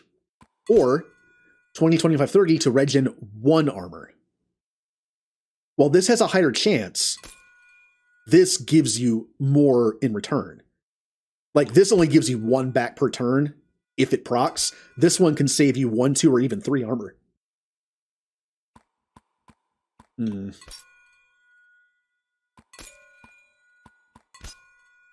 I'll go with this, only because I like the fact that it can do up to 3. I don't know, man, they're both good. I'm not sure which one to do. What's in here again? Puncture. And this is a 15% chance to just avoid armor attack altogether. I feel like 3 gets the job done. There's not too many things that do more than 3 armor damage. Could always do dodge. No. No, to me... Yeah, to me it makes sense to either... It makes sense to do one of these two. 20% to resist... I'm looking at the end game. 20% chance to resist 3 armor, or 30% chance to get back 1. I'm going with this. I just like the increased odds. Okay, and we have enough for, well, a 5 to a 6, which I'm not doing on anybody, so... Oh, we need 1 more renown to get someone to level 7. Okay.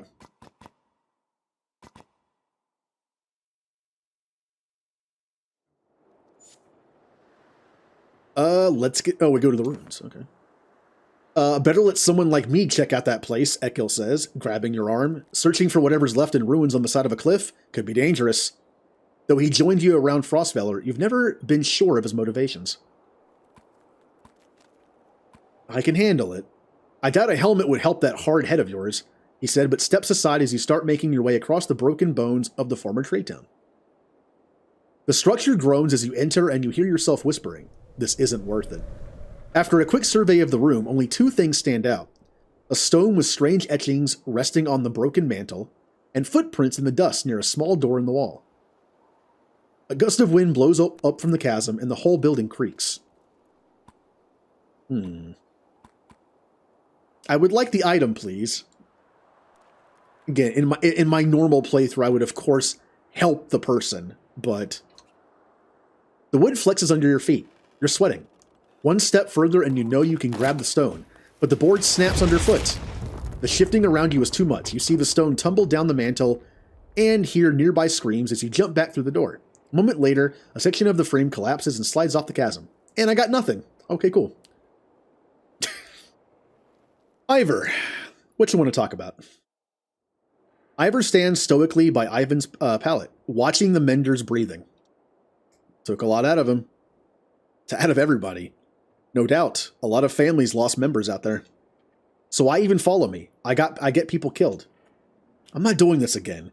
If you can't see the number of people out there that's still alive because of you, nothing I say will change it. With nothing to say, you look down at the resting mender. The spellweaving took a toll on him. He looks as bad as me. Before Ivor can respond, Oddleaf abruptly enters the room. Good, you're here. It's the Ravens. They're trying to leave and some of our people want to go with them. Ivor, think we can stop him? Maybe, but then what? Do you plan on tying up all the Ravens and dragging them to Arborang? Besides, Bulwark's a rabid dog, best kept away from clansmen. The Ravens have been hoarding supplies this whole time, and they're trying to take off with them.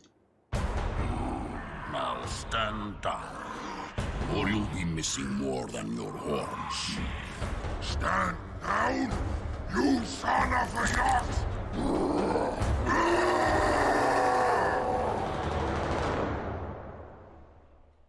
That's a bit of an overreaction, you know, a little bit. Oh, even Juno can't reach him with her mind powers.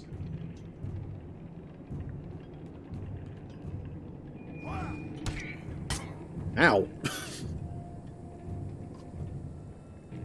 Take him down. Can do.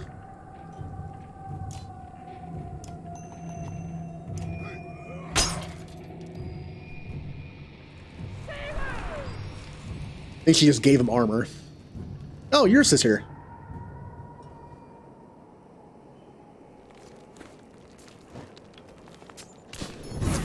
Oh, you hit Hacken too. Come on. Oh, did that get it? It actually worked. Okay. The fire snapped him out of it. He is a berserker, so it makes sense he kind of just loses his mind sometimes. The clansmen chatter as Juno converses with a dazed Bulwark quietly. Hacken grabs your attention. Get ready for a confusing conversation.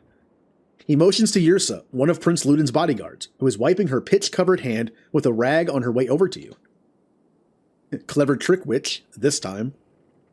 You Varl are just too easy. How'd you know that would stop him? The archer smiles at you like you're a child who just spoke its first word. How do you think humans routed those horrible brutes, horned brutes in the Great Wars? Hacken's face loses all humor, and Yrsa laughs. If I could be of any help, Rook, just ask. She smiles and nods to you before returning to Prince Ludin's tent. Strange, that one. Stranger than Bulwark being as tough as a damn Sunder? Should have mentioned he's a berserker. Probably the last of his kind after Irontoft. The Varl King laughs at you at your blank stare. Berserkers lose themselves in a fight. They're as strong as cold bears, and just as wild. Hard to say if they're friend or foe in a fight. So a mender magics us over a chasm, and you two decide to kill each other. Wasn't going to let him take our supplies without a fight. Caught him trying to take off with supplies he tucked away. Couldn't let it happen.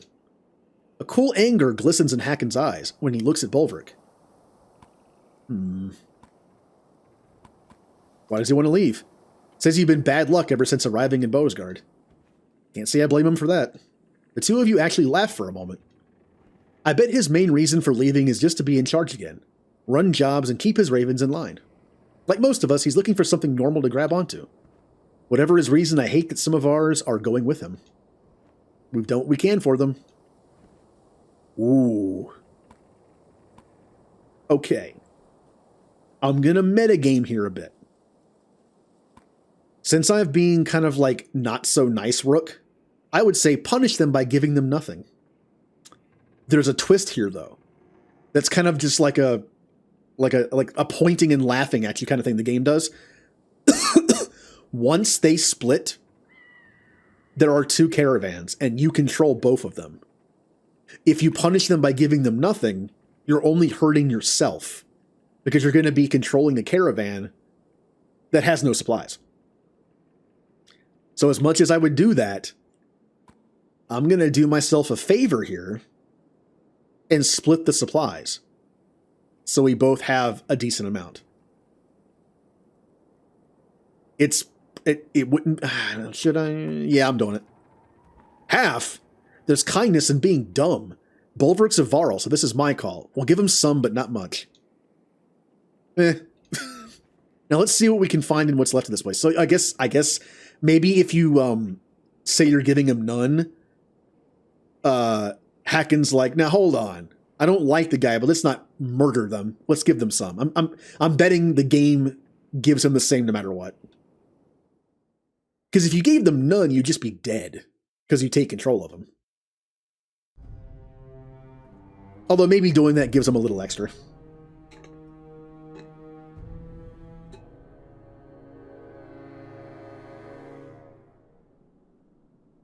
Bulwark.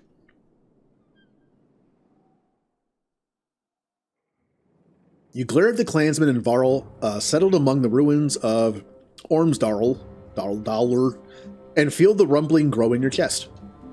Everyone will be ready to leave as soon as you start walking north. I won't fall for that stupid fire trick again. Volka ignores your comment.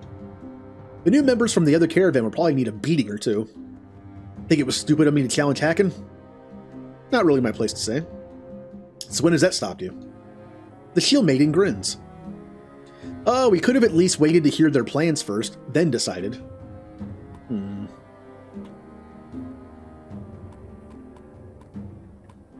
Their plans almost did take us over a waterfall. That waterfall surprised us all. Of course it'll be nice to be on our own again. We make it to Bindle, get a job, and things go back to normal. We always survive. And what about all those dredge? If they make it across the chasm, it'll be war. War's always been good for business. Volka smirks, but her face hardens as Juno approaches. Bolverk, could I have a word with you? Haven't you said enough? Well, hey, if I was going to be an aggressive rook, of course I'm going to be an aggressive Bolverk. What's to keep me from gutting you right here? A job opportunity that only I can offer. Ooh. Yes. It does. Volka's eyebrows raise at the sound of work. I'll finish packing. Alright, what do you want? I know your ravens need work. Without work and coin, that banner of yours is worthless. You step towards her, towering above the tall Volka, though she stands resolute. In Beauregard, we made an agreement for you to protect this large cart until we were away from the dredge threat. They're across that damn chasm. That job is done. Agreed, but the cart you've been hauling has become too troublesome. It needs to be sunk in the deepest waters around. You grunt in disgust. Volka's secrets. You would turn down the Mender Council's coin? What's in the cart? If you needed to know, I would have told you. Suffice it to say that you have a Volka's oath for a great deal of coin once you have sunk that cart. The Blue River northwest of Bindle is my suggestion. And if I just leave it in the woods somewhere, I will know, as will the other Volka. Besides, the ravens always finish their jobs. That reputation means everything to you. You growl, but she is right. Fine, the raven's oath, it'll be done. Juno nods and walks away. Volka watches her leave and returns to your side. Well, now what? Now we have a job. Yep, we got more. I'm pretty sure if you decide to give them only a handful of supplies, you have less than 11 days. Tracks up ahead, a scout reports. Followed them a ways. Small camp, a few blades. Meat and mead, maybe more. Kill them and take everything. I'm being such a jerk. But look, Bolverk's a jerk. Just when I thought you'd gone soft, Volka says. Her flat tone gives no hint of joy or anger. A dozen ravens take off and return in a couple hours. Bloody, but without injury. Yeah, 6 more days of supplies. Also, who's in the party? Who comes with me?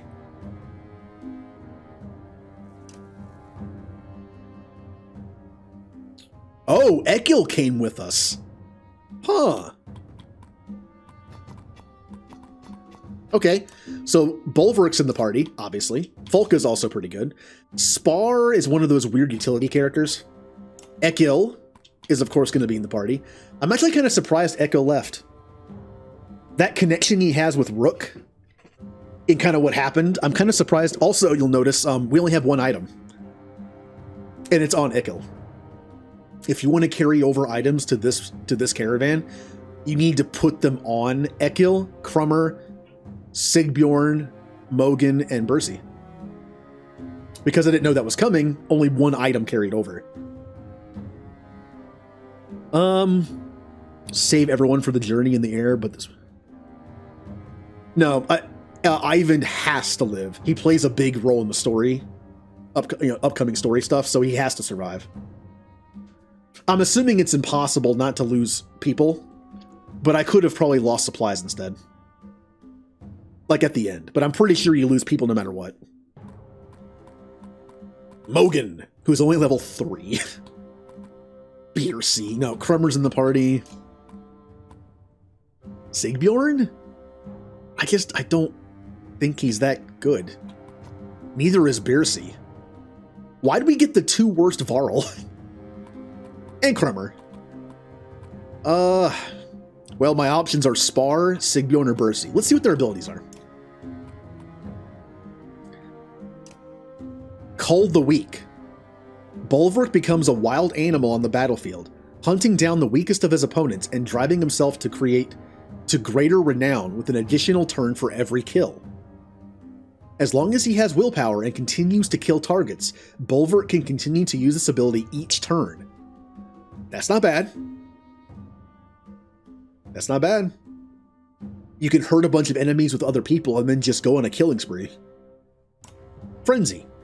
The Berserker first attacks armor or strength as directed, then does strength damage against a random adjacent target, friend or foe. Because the second attack strikes a random target, care must be taken around allies. But if only a single target is in range, that target will always receive both attacks. So it's dangerous, but pretty good. So we have 12, 11, 8, 2, and 4. Okay. I think I'm going to focus on his armor break, because we lost... Like, we don't have any of our good armor breakers in the party. I don't know, should I? He seems to be more of like a... He is a berserker. Maybe I should just go all in on strength. And not even worry about shield breaking. We'll see. Falca. Champion. The character stands ready to insert herself between her allies and any attacking enemy. Adjacent allies have all damage from attacks against them halved, but she also receives a half damage attack from the same enemy. Oh. So it sounds like it'd be best to crank up her armor for that. Okay. Shield Mastery. The character's shield absorbs all strength damage until it is destroyed. Okay. How much damage does the shield have? Exertion first. Just like any character, exertion first. We already know Ekil stuff. We already know Mogan stuff. He has 4 points to spend. How about exertion, armor, and strength? So I know that Mogan does join this no matter what, and his brother Hogan stays with the other group. Hogan's dead in my game. So... And Crummer. I have 0 renown. Never mind. What does Spar have? Insult. The character delivers an insult, so cutting and personal, that the target is literally stunned for a moment, and has to pause to collect himself. Insulting enemies move to the last place of the enemy's initiative. That's actually really good. Take care in picking the right target to delay from acting. Keep in mind that any persistent effects started by the target will remain until the target's next turn, and even the most powerful enemy will become as harmless as a mouse. I like that. Scald Song. This is the one where +1 willpower to all allies if standing within 1 tile of an ally who delivers a killing blow. Okay. Hey, Julie. Yep. See, this guy's a bard. Just like the other guy, except this guy throws insults. He's an insulting bard, while the other tells tales. I'm going to use Spar. He sounds fun. Falca goes first because she's more defensive than anybody else in the party right now. Bulwark, Crummer. We have no long-range capability. Alright. Also, we have only one item. That's all we get.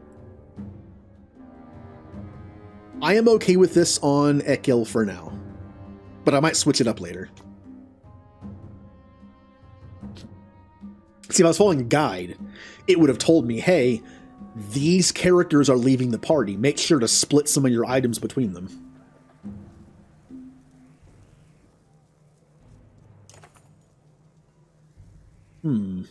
Here for another pissing match? Hulfie, your quartermaster S, or are you begging me to show you how to really carve up some foes? What can you show me?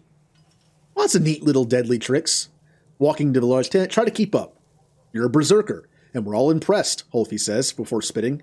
But if you lose it out here in a fight and start killing your own, well, then you're just gonna be a pain in the ass. So let's start with you and the Shield Maiden. All right, let's do a challenge. When we go back to the other one, we'll do challenges. That'll probably unlock a couple.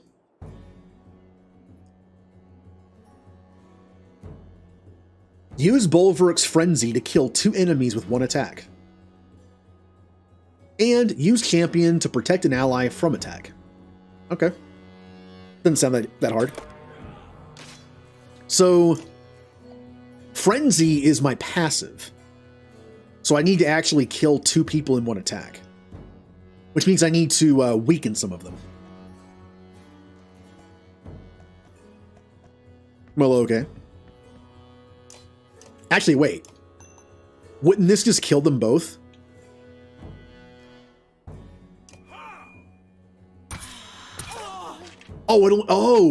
Oh, the willpower doesn't count towards the second attack. Okay. Well, that's fine. I already weakened one. Cool. Falca. Adjacent. Okay. So let's move here. And champion. Doesn't work if they attack me. Oh, it does work. Okay, that works. Man, Spar is not super useful until I level him up some. Because all he can do is just move people down the order. Which isn't super useful right now. I need to give him armor break. I can at least make him a utility character with armor break. Ow! That was a lot of armor.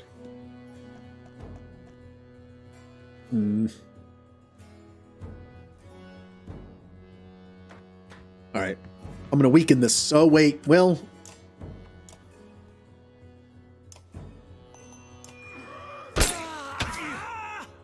Did he just counterattack me? What was that? Oh no, I attacked. Oh, that's right. The second attack is always a strength attack. I got lucky on that I didn't kill the other person. So it's always a strength attack. These 2 are dead. Unfortunately, there's another guy standing. Okay, here's what I'm gonna do. I'm gonna have to, well... I'm gonna have to get lucky. Because if I attack with Bolveric next turn, he might attack the Varl. I'm gonna have to get lucky on that. In case I fail, I am going to start softening up somebody.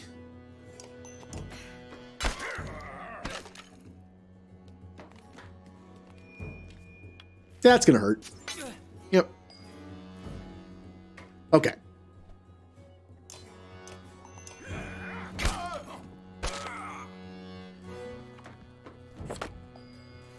Alright, Bolveric. I need you to get super lucky here.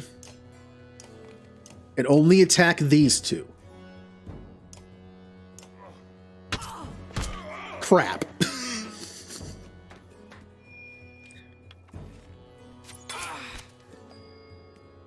Well then, time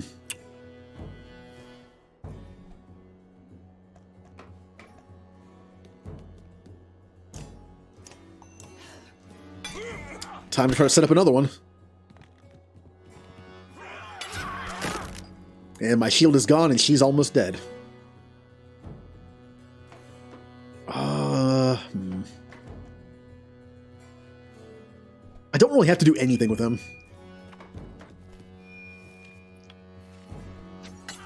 Ouchie. Oh no! No! I should have moved him out of the way. I forgot it's allies as well. Oh, I should have moved him. Please attack the Varl. Yes! Okay. Oh, that was him insulting everybody. Like, you guys suck. We win.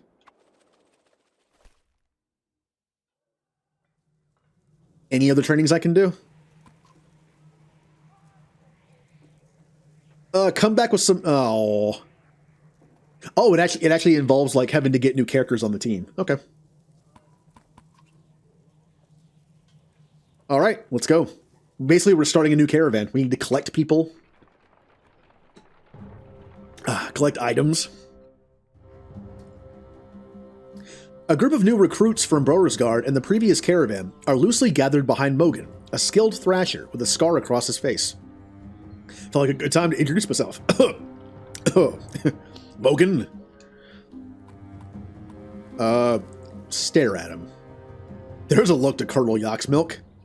When you say nothing, he continues. You probably promised that Mendrelman you'd take that giant crate somewhere, right? His tone grabs your attention more than the words. Your muscles tighten as you look at him. A primal reaction.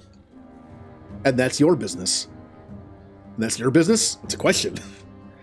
Well, the way we see it, he motions to the fighters around him. She's no longer around. Let's break it open and look at our riches. We're mercenaries, you idiots. We're paid to run jobs, not steal from who hires us. Is any of this making sense to you? He ignores her. He's only interested in what you have to say. You know, I kind of want to take a look. And I am playing this more aggressively, like I said. But the Ravens pride themselves on doing their job. This is like, I just feel like that isn't really a good option.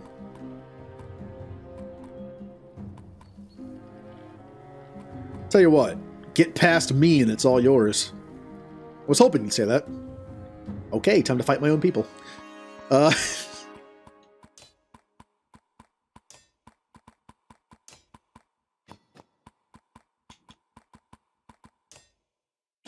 All right, I will use Sigbjorn for this one fight.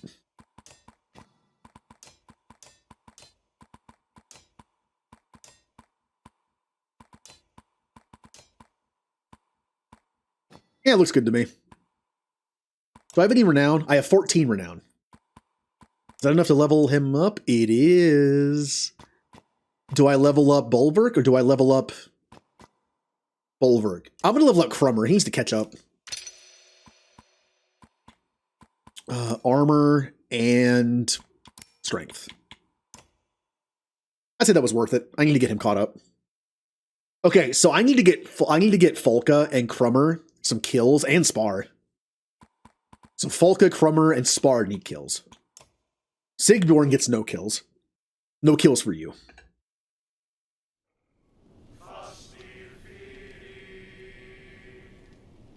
All right.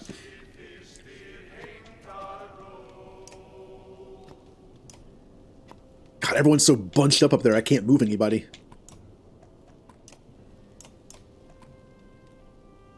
I am okay with that formation.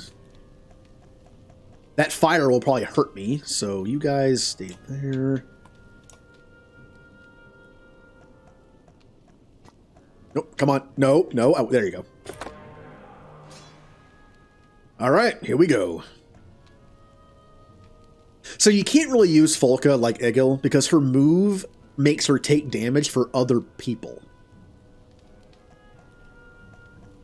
So I'm not sure how I want to use her.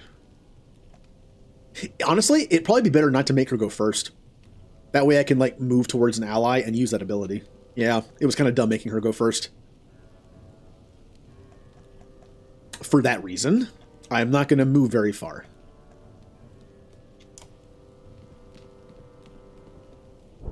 Oh, he came to me.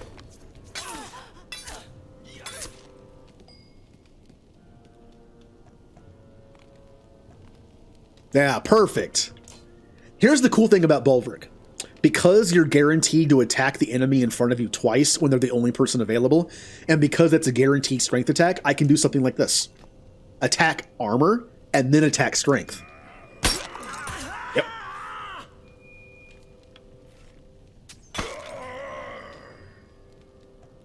All right, Crummer, why is your move so bad?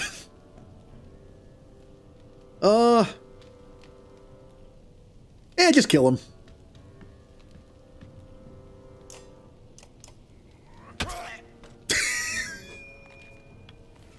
Well, Hogan's... no, Mogan. It's Mogan. Yeah, Mogan's already down.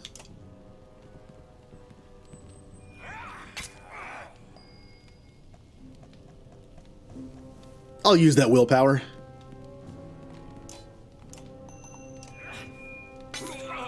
Alright, well, he's useless. Except for armor breaking, I guess. Which pikemen don't tend to have the best armor breaking. Alright, well, I can insult somebody. Archer. If I move this archer down the line... Hold on. This archer gets to go. They're both at full health, so it doesn't matter. Yeah, there's no point. Like, if it was like someone with full health goes and then someone at 1 health goes, I would do it, but it's not worth it. It doesn't do anything. God, Bulwark's getting messed up. And Folka can't even get in range. What if I do this? Does it work on archery? It does. Okay. Okay, if I go here, I have a chance of hitting 2 of my own people. God, Bulwark, he's powerful, but he's so annoying to deal with. Cull the Weak. What if I do this? What if culling the weak is a guaranteed way not to attack my teammates around me? Like that.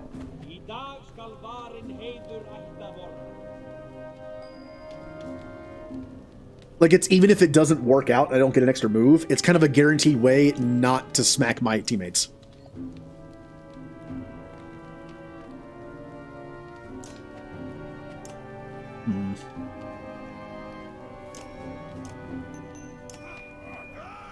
Yeah, it's only 1 damage, but it's better than hitting my teammates.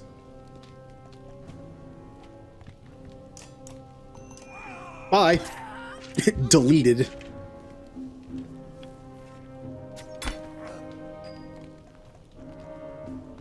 And Sigbjorn has done nothing. That's fitting. I don't want Ekil to get any more kills right now. I need those other 3 to get kills, especially Spar. He's level 3.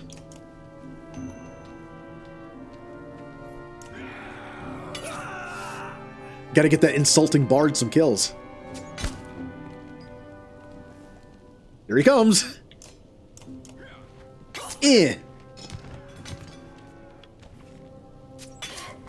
I love how lame his attack is. It's like a little stab, just like a little stab with his little knife.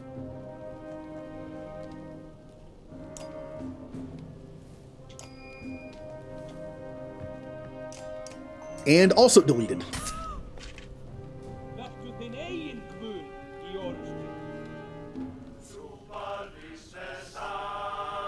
Also, Spar's ability to give willpower is awesome. Because I was, like, in the area, everyone seemed to get willpower from getting kills. Although it didn't proc all the time. I wonder how that works. Ooh. Good renown. Folka grabs Mogan by the hair and pulls him up to stand in front of you. He's beaten but not broken, something you can respect. Bad for business if we let people think they can get away with challenging you, the Shield Maiden says. You thumb the edge of one axe while staring down at the man. Ooh. Very tempting. Very tempting. But I kind of want him alive, because I really don't have a lot of options. But I know we're picking up, you know what? No. I'm playing a different way. I did this last time. Mogan's dead. He's only level 3 anyway. Plus, Ekil has Mogan's ability, Bloody Flail. So, die, Mogan. The Axeman sees the choice in your eyes and nods. With any luck, I'll fight beside my brother Hogan again. Call and Fane come down with such force that Mogan dies instantly. Bye. Now Hogan and Mogan are both dead. We're going to pick up new people. So it's not a big deal. Plus, again, he was level 3. If he had been like a higher level person, I would have done that. All right, we're going to leave with Mogan's dead body just still there. I'm like, okay. A commotion draws your attention into the nearby woods. You're surprised to see a small group of dredge, some which you've never seen before, engaging one of the new recruits from Brosgard. How these faint slags get here, you ask, though no one has an answer. The tattooed fighter is noticeably drunk, but he lobs 2 black axes in quick succession at an approaching scourge. The axe find their mark, shattering stone armor. Let's help him fight. You draw your axe and rush in, surprising all the combatants. Say hello to our new teammate.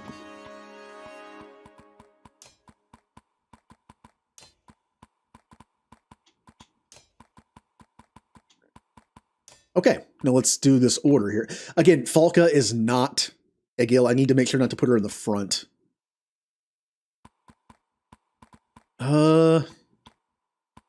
Honestly, I'll do this. Yeah. Level up Spar. All right, Spar. How should I level up Spar? I feel like willpower is cool because it gives him more to like sing and do insults. But like I said, we'll do this to give him some kind of utility.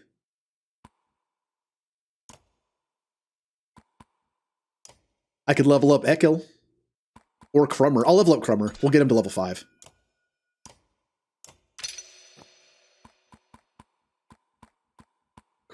I'll just do one of each. Oop. Could level up Bulwark to level 6. I'll wait. I'm going to save the renown because I don't know how much I'm going to be getting.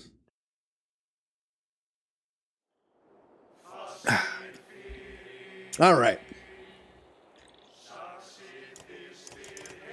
Oh, Ollie's just up there. Okay. See, I'm kind of learning here. Bulwark should just go off on his own. He really doesn't have the stats to live a couple of big hits, but he's so annoying to deal with when he's up close, like with my teammates.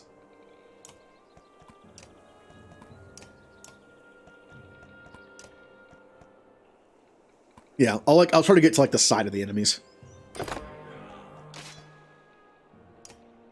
Ooh, the range. That 15 will mess me up. Plus, he has the willpower to...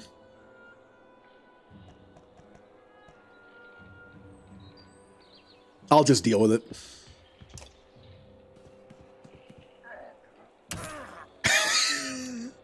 Ollie is immediately almost useless. Thank you for joining the team, Ollie.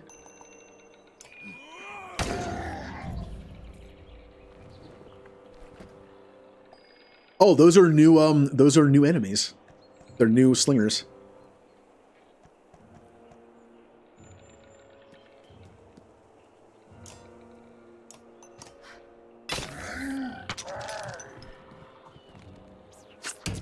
Oh, they have knockback. Okay. Just kill him. He's going to call for help eventually anyway. You know the most infuriating thing about critting? You know how when you play Pokemon and you're trying to whittle down a Pokemon to catch and you're like, please don't crit, and you crit? It's kind of like that. You use up willpower to get a kill, and then you end up critting and the willpower was useless. It's I don't think it's as bad as Pokemon because that hurts, but Ollie, what do you do again? Axe Storm. Throw axe for... Oh yeah, this is the move I thought about giving Ekil. I know there's a build for this. It was mentioned that items will not help this.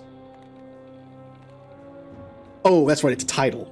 There's a title that exists in this game or 3 for Ollie that increases like every hit after your first hit is guaranteed 5 damage. So even if you can only do like 1 damage with Ollie's axe throw on the first hit, if the second hits, it's a guaranteed 5 strength hit. And the next one is also guaranteed 5. It's really good. Oh yeah, I throw an axe, that's right. I was like, what am I doing?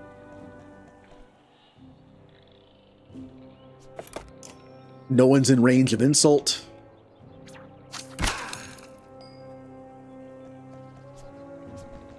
Ah, this is a good thing for him. Armor and then strength.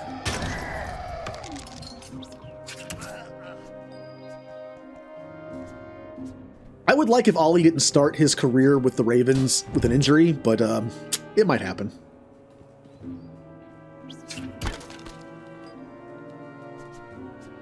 Okay, who do I want to attack? Who goes next? You go next, so I'm going to poke you.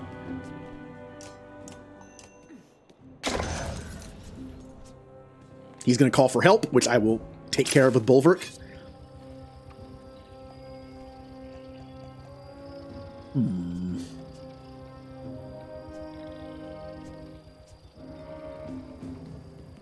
It's time for some guts.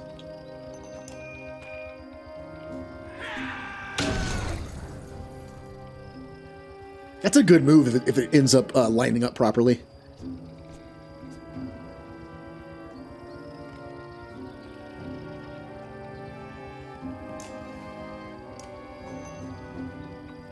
I'm going to try his axe throw. I knew that was going to happen. I was like, I'm going to try his axe throw, and I know it's going to deflect the first hit. It did.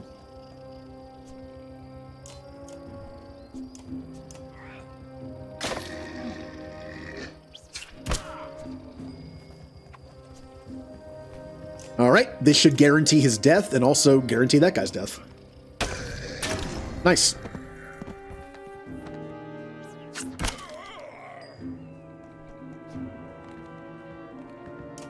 So, I should really be giving the kills to Ollie, Folka, and Spar. Those are the 3 that need kills.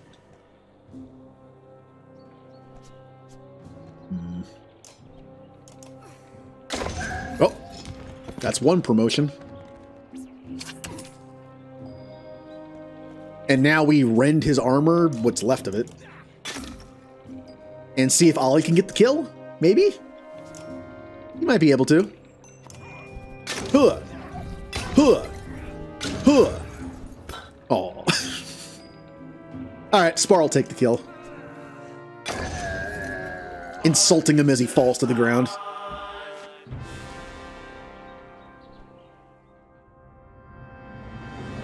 Recovering his axes, the mercenary gives you a lazy grin. That was, well, I appreciate the help. Need a drink? Ollie extends a small flask that smells of potent spices and wood smoke. You wave it off.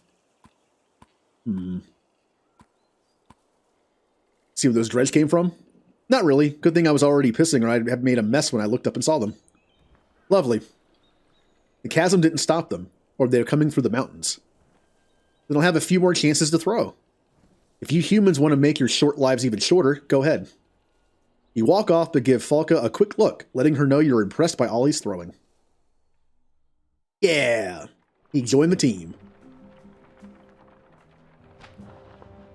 Let's promote Folka.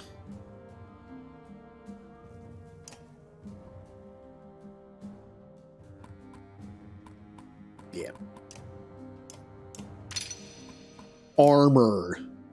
Well, oh man, there's so many things I want to level up. I want to make her a little more useful by giving her armor break. I want to level up her exertion. And her armor, because, well, we'll do this. Yeah. Armor being 14, that's not too bad already. I'm tempted to level up Bulwark or Ekil. I think I have enough for both, but I'm going to wait. Ollie, what's your item? 10% dodge strength, 10% crit chance, 10% divert armor. That's not bad.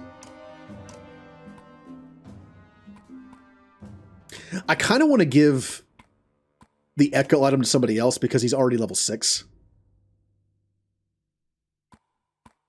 But besides Spar, who would I give it to? Spar really doesn't need that much movement. However, he is only level 4, so I will give it to him.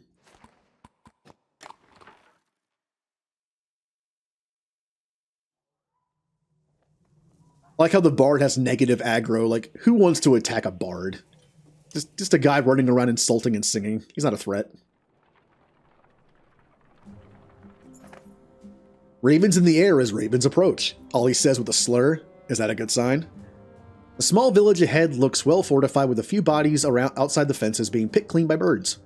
Your caravan moves closer but stays out of arrow range. Whoever's in there wants to be left alone, Folka says.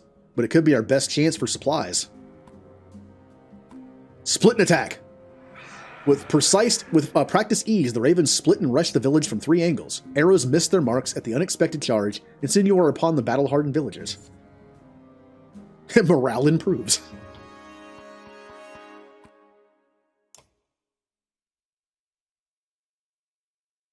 Oh, we're attacking a bunch of villagers who are just trying to protect their home? Morale improved. Okay. Bulwark, you definitely attack from the rear because you're just going to go all berserky. Falka, you're in the front. I'm going to put Crummer in the front too. And Spar will be back here with me and Ollie.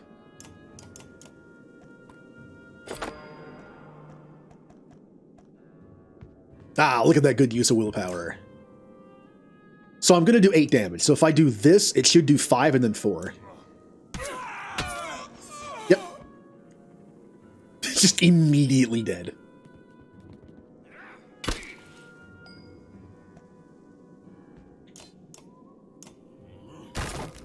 Unfortunately, since Varl are so big, I probably shouldn't have put him in the front. Because he has to clear 2 barricades to get through.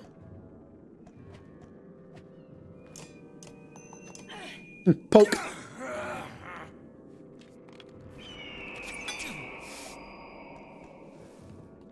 What if I... Wait. If I do guts, wouldn't that remove all the barricades? It should. Maybe? Yeah.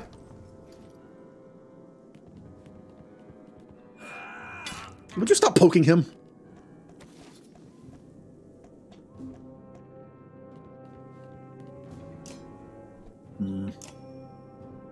Axe throw will only do... I'm going for it.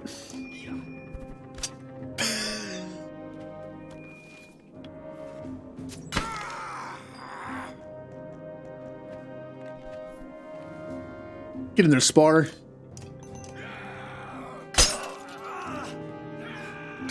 I do like that extra utility of the armor break.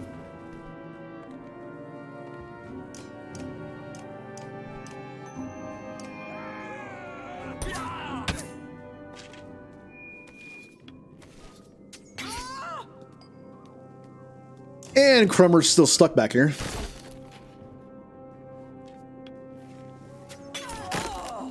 Ow! Wow! That okay? He's gonna die. Run away behind Crummer.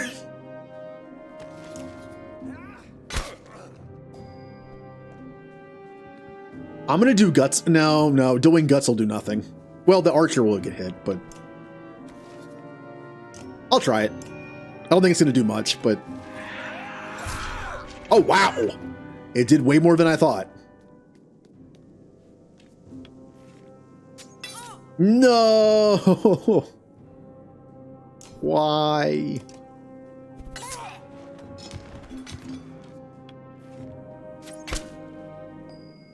I need to find an item that gives her armor. Or like some kind of like armor shrug off. Like an armor, like a chance to like, or like 1 or 2 armor resist.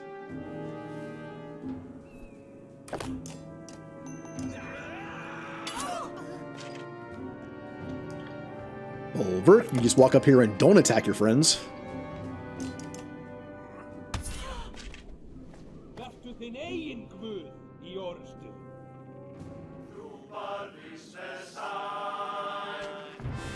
Woohoo! Oh, I haven't done this in a while. Victory. You kick down the last of the barricades to find a dozen or so remaining villagers, huddled together. Some have bows but no arrows. The others have thrown their blades to the ground. A man steps forward. I'm Frederick, the oldest of us, he says. We've been fighting off all types from Ormsdalr for 2 weeks now, just trying to protect what's ours. He looks back at his people and says, you won't find us begging for our lives. Volka pulls you aside and says, they know how to fight, so we'd be stronger if they joined us. You pull out your beard. Or I could make them gather food for us, you say. Oh wow, I can just kill them.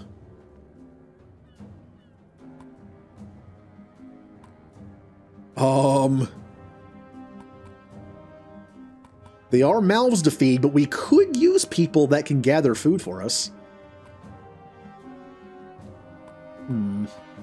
Yeah.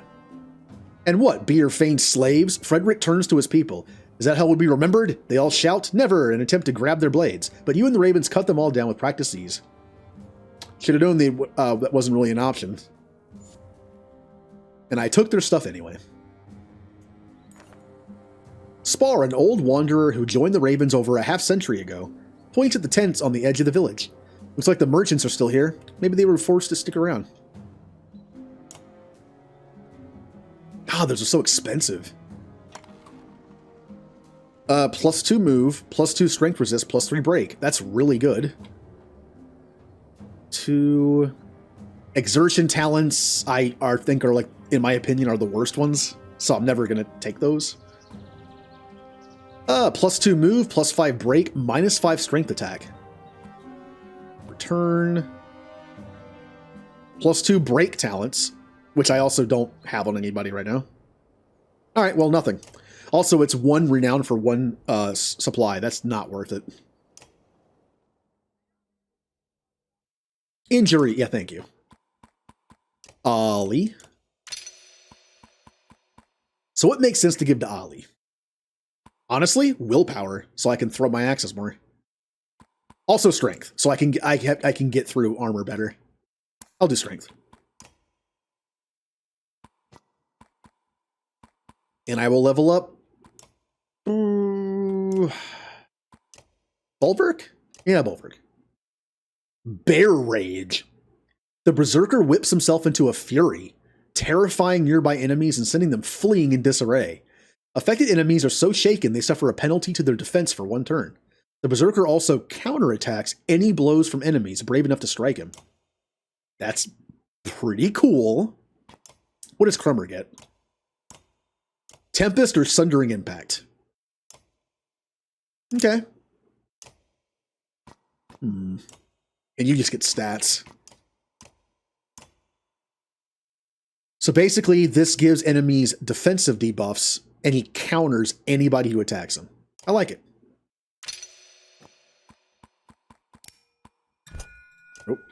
We'll do that. Well, I'm thinking Armor Break. I actually really like the combination of Armor Break and then getting the second attack on a single enemy after the armor's been broken. So I'll do that. That just increases that ability. Okay. I could rest for 2 days, but I don't know how my supplies are going to hold out. I'm going to wait. I'm going to wait until my morale goes down. So I'll at least get morale and that out of it.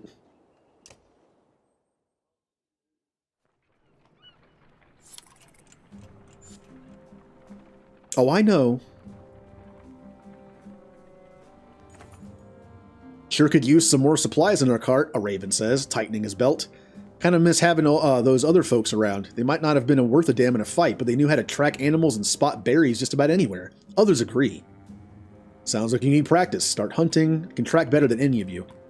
Quit complaining or you're on half rations. No, start hunting. He sent the few ravens who laugh with him. Don't come back empty-handed, you add. Choice words are mumbled, but they follow orders. 4 hours later, they return, each holding nothing more than a small rodent. 2 of them have split one. Volka shakes her head and says, pathetic. Got 3 supplies. It was enough for an extra day. Wouldn't mind seeing irons fly. If only once more. Oh, a godstone. Look how small our caravan is. Also, well, we're short 1 Mogan, because I killed him.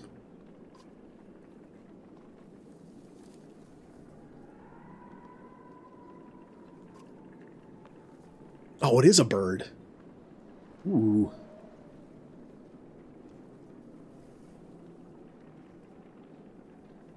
Also, why is that rock formation back there red?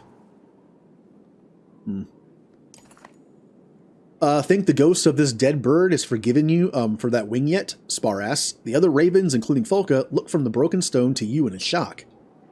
Aye, the old man says. We were here nearly 40 years ago. Same spot as now. Only a dozen of us left to unkindness then. Better men by twice than all of you. There's rumbling, but the ravens keep listening. We run a job for a man. Pfeffer or Feiner, more like, he says, spitting at the memory. He set us up to take the fall for some of the other deals gone bad. We got surrounded here, and this bear of a Varl loses his mind, grabs a whole tree, and starts swinging. Spar starts coughing, but recovers. Nearly killed us all, but old Earring, I know I literally just heard it pronounced, took a hit like no other, and there you have it. The excited ravens start asking you questions, but Spar is all too happy to answer. So Bulwark broke like one of the godstones. Study the bird-shaped stone, inspect the damage you once caused. I told you to shut up, old man. Study it. Irinx, the god known as the winter bird, stands proudly on an eternal perch of snow and ice. Stories of seasons past, of hunting Radomir across the summer skies, of creating blizzards while flapping its wings to land in winter, cover the outstretched wings. While walking around the stone, your foot thumps on something hollow. You clear away some ice and find a wooden box, probably left as a token of faith to a dead god. Leaving anything behind for the dead is a waste, you say, immediately prying open the box and pocketing the small item within. Ooh. I'll take items. I need them. I have 2.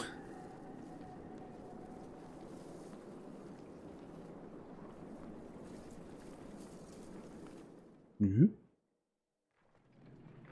Let's take a look at that new item. Also, you might have a new challenge, too, because Ollie's in the party. New item. Oh, it's a rest one.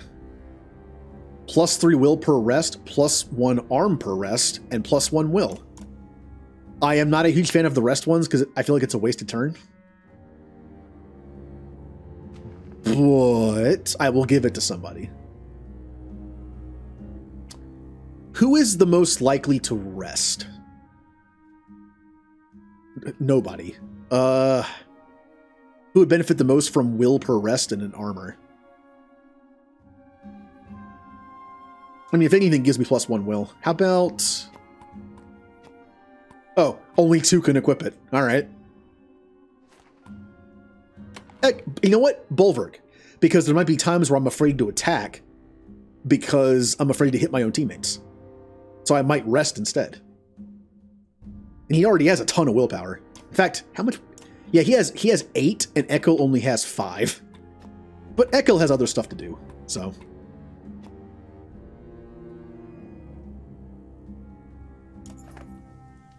what can you show me? Oh, there he is, yep. Ollie, Spar, get in here or I'll have you cleaning your own blood off my axe. You consider what he's saying. Oh, let's do it. So what are the challenges for this one? Watch Ollie's be like, land this many axes in a row, which is just luck. Yep, Axe Storm 3 hits, Insult Bulwark, Prevent Bulwark. Oh! You can insult your own teammates and knock them down the list. That's actually a pretty cool idea. Well, he's not on my team right now, which means I wonder if that works on your own teammates. Probably not. All right, I'm going to insult Bulwark.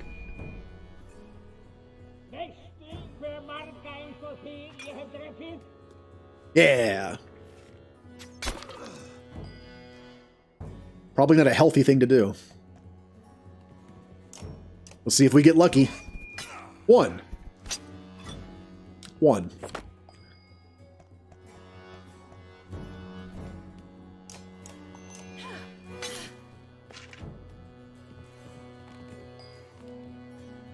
Let's insult Bulwark again.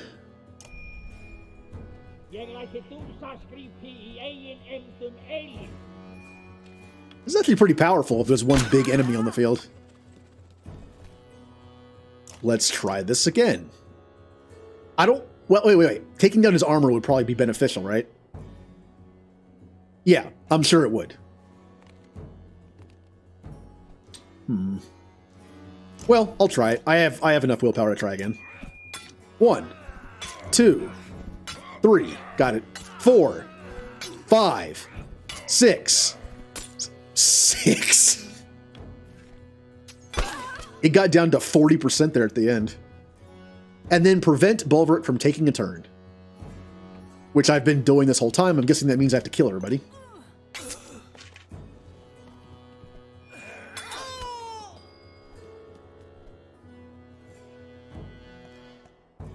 Insult. I kind of wish he pulled off his instrument, his lute, and started, like, making music with his insults.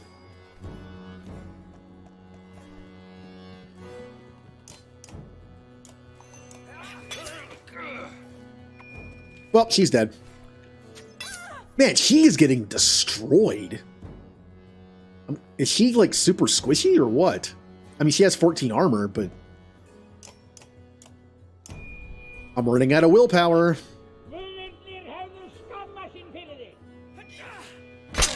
I could kill him. I mean, I suppose killing him would mean he doesn't have a turn. Oh.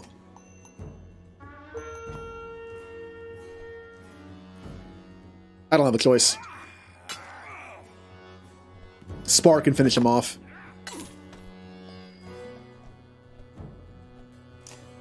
Oh. Well. Well. Welp.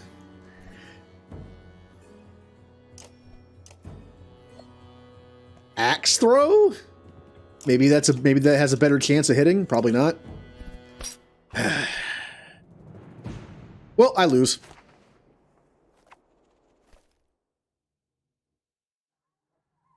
Try that again. So I know next time, just kill him. Like I was not killing. Like he doesn't get a turn if he's dead. So I need to get. Oh, I gotta get the 3 hit again, don't I? Oh. It'd be nice if it carried over. Also, there's different enemies here.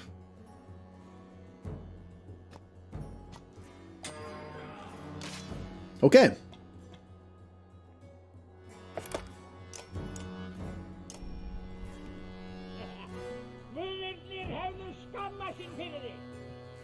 Well, this one's annoying because it's luck-based. For instance, I think having the armor down might matter, although I did get 6 hits last time, so it shouldn't matter. All right, let's go for it. 1, 2, 3, 4, 5, 6. Wow.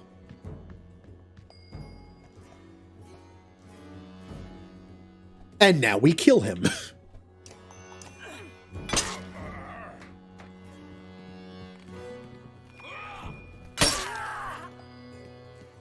All right, insult.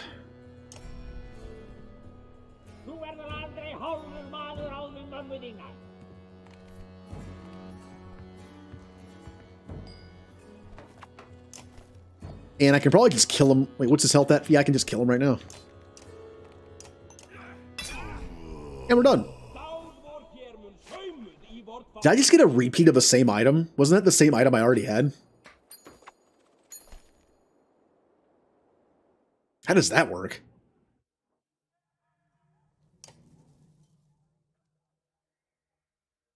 Wow. What? I think my... Oh, okay, I broke the game. I broke the game. I already have the item, and because there's only one of each item in the game, when I equip it on somebody, it equips it on... They're both equipped on him. Well, that's... Oh, I don't get an item then. Because it's broken. It counts it as the same item. It'd be cool if it's stacked somehow. What if it broke in a way that makes it stack, so I rest and get 6 willpower? I doubt that. Yeah, that's unfortunate. I'm going to level up Crumb. No, I'm going to save the Renown to level up Falca, Ollie, and Spar whenever they get kills. In fact, I could do that right now. Like, I might do that off stream. Like, just get some kills at the training camp. Let's rest once. No, that was twice. Yeah, that gets rid of it. All right. Yeah, I thought it was impossible to get 2 of the same item. I guess it is. Cold creeps under cloaks and forces the ravens to huddle together as wind whips around you. Snow begins to blot out the worm-scale mountains in the distance, and you're forced to call for an early camp. Rising from your sleep, you begin pacing, occasionally drumming your fingers on the top of the large cart. A motion in camp draws your attention. Walking towards it, you hear groans and see Falca's shield raising and falling erratically among some furs. Humans, you snort, but the shield flips away, revealing a dredge grunt staring up at you. Stepping back, you bump into another dredge. Looking around, the entire Raven camp is a swarm of stone-armored bodies, desperately reaching for you. When your axes lash out through nothing, you realize you were dreaming. An unexpected sadness swells in you, like you've let everybody down. A few of your ravens are watching you, smirking, but you growl makes them look away. You decide to walk the perimeter alone, while everyone else slowly awakens. Interesting. Oh, we can leave now. That was weird. It was like a forced camp. Ah, a tiny village. Around to hear you yelling, a harsh voice reaches your ears, followed by the laughter of several others. Your abrupt halt alerts Volka, who immediately signals the ravens to fan out and draw their weapons. Investigate. Over the next rise, a group of 10 haggard fighters and a few Varl surround half a dozen peasants in a broken wagon. A woman spots you and shouts, "Help us!" But a punch to the stomach drops her to the snow. The fighters turn, ready to fight. Just give us the wagon. Ha! One man says. We were going to eat what's in that wagon when we're finished with these folk. We're starving. Then you'll die hungry.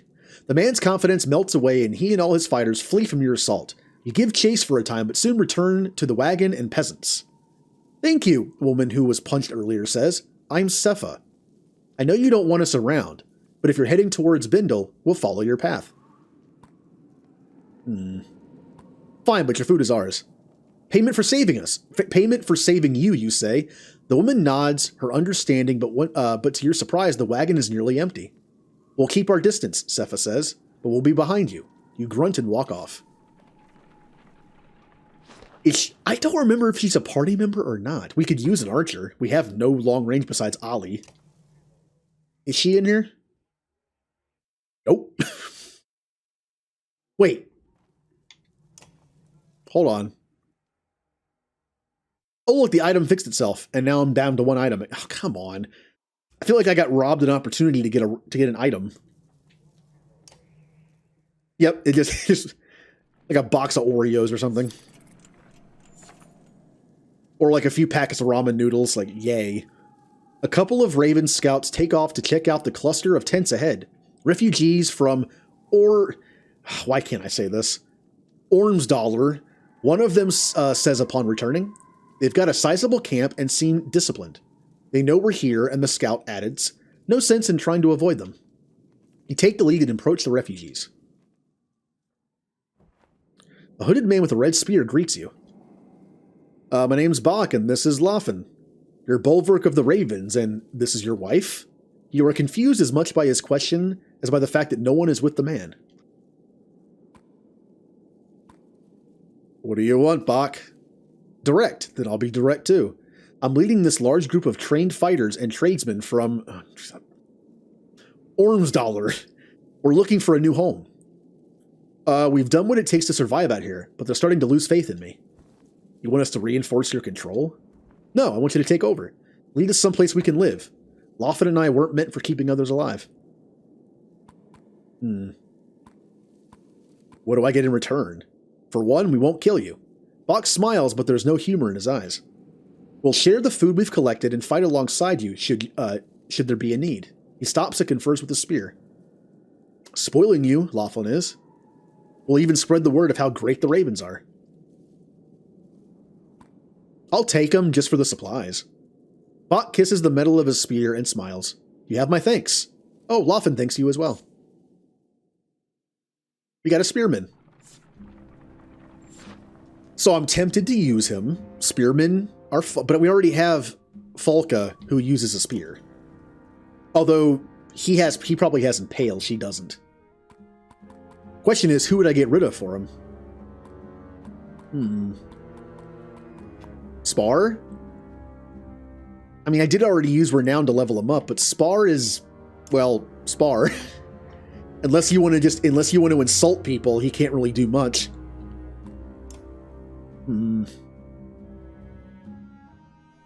I'll stick with this for now. Hey, Bach, learn to insult people and I'll put you on the team.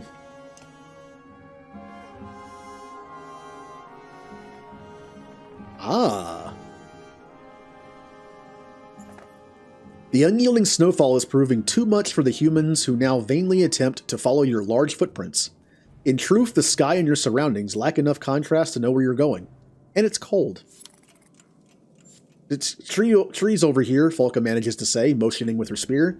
The foliage blocks some of the wind, but does nothing for visibility. With no other options, you burrow into the snow, cloaked in your bear fur. Ah, nice and comfy. Ooh. Darkness. Lightning.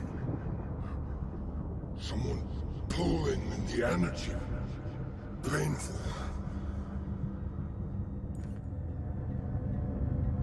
Vert, wake up, you damn bear. You're being robbed. You roar and shake off the foot of snow covering you. The unclear dream still vivid in your mind. Bach uses his spear Loffen to point east. Those clansmen you saved, they killed your guards and they're taking everything. Polka is by your side in seconds, followed by the spearmen. You sprint along the snowy path of the stolen supplies, straight into an ambush by the bandits originally harassing the clansmen. Sepha turns and smirks. Oh, she's a... okay, alright. Time to kill.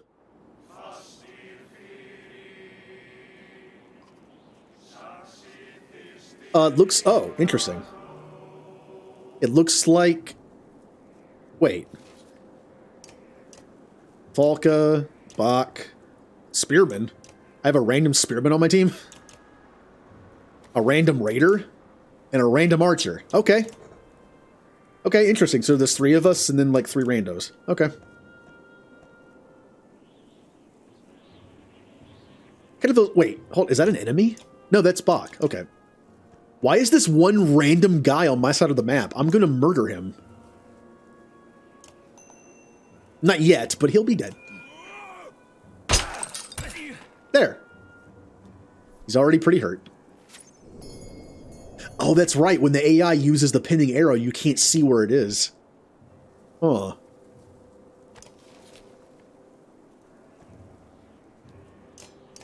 And dead.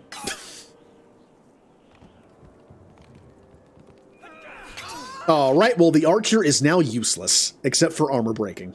Okay. There are so many enemy archers. This is actually gonna... wow, I just noticed this fight's gonna actually be pretty hard. Because there's so many enemy archers. Oh, and there it was. Welp. Get in there, random spearman.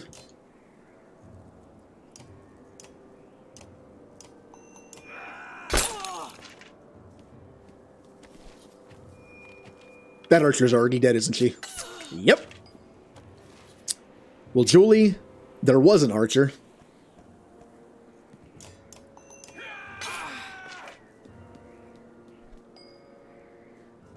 Oh, God, Bulwark's done nothing because he's too big. Out of the way. Out of the way, barrels. I wonder if this is going to be a mechanic in the game where if the more barrels I destroy, the less of my supplies I get back. I wonder if that's going to be a thing.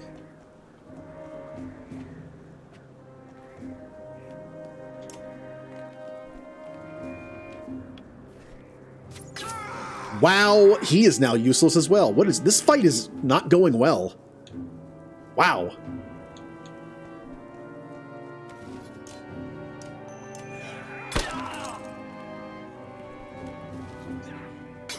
No, random spearman.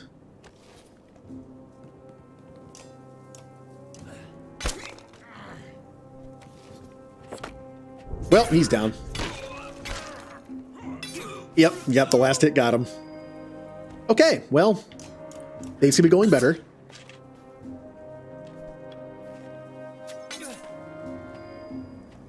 All right, Bulwark. That guy's dead. Yep.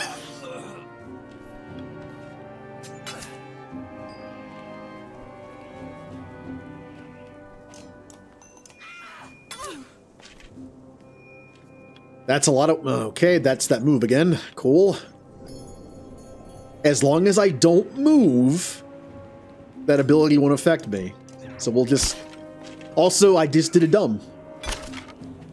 By moving that spearman, I have now blocked Bulwark off from the enemies. He can't do anything now. Oops. And, okay, it only counted one of my button presses. Yep, Bulwark is now useless. I'd rather not destroy that barrel. Because I'm afraid it's going to be a mechanic where the more barrels I destroy, the less supplies I get. So I don't want to destroy any more of them.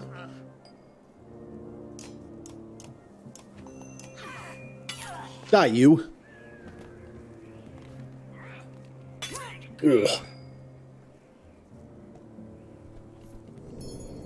Oh. Ow! Ow, stop! He's already dead!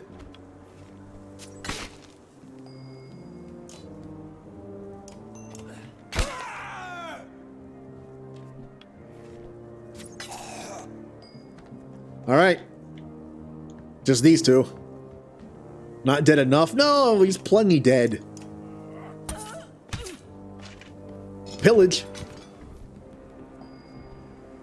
Why did you not go? What?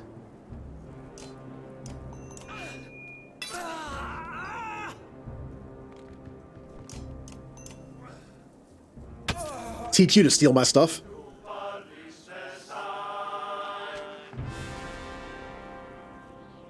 Victory.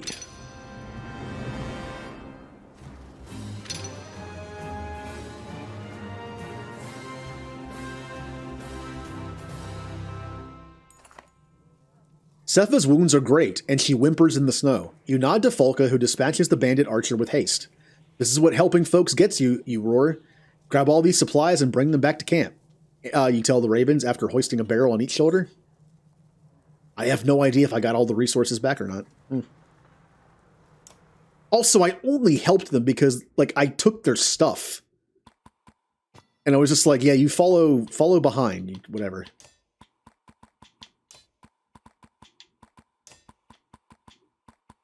All right, and let's fix the order. There we go. And I'm going to level up Falca. Shield Smash. The character smashes her shield against a single adjacent target. The target and all adjacent units, friend or foe, take break damage from the force of the attack. Without her shield, she loses her passive ability, Shield Mastery. Oh, this just gets rid of the thing. Okay. Yeah, but then I lose the passive. I guess I could use it when I've already taken a few hits. Armor. Armor. Could level up Crummer. Now I'm going to save that renown for Ollie and Spar to help them catch up.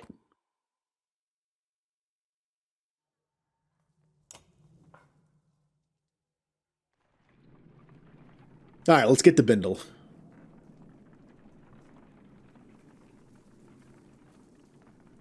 I miss the other caravan. I miss my friends, Rook and Ivor and the rest. I noticed the others aren't so good at spotting food, Ollie slurs. It's a good thing I spent some time with that Trigby fella. Taught me what's what. But I nearly killed myself on those jagged bushes over there trying to get these. He steps aside to reveal a large basket full of mushrooms. You look at Folka, who shrugs. We need food, she says. Sure these are okay to eat? Sure, I'm sure. Been eating them all day, he says, taking a bite of one. A little bitter is all, but nothing a swig of mead won't solve. He drinks, swallows, and slaps his belly.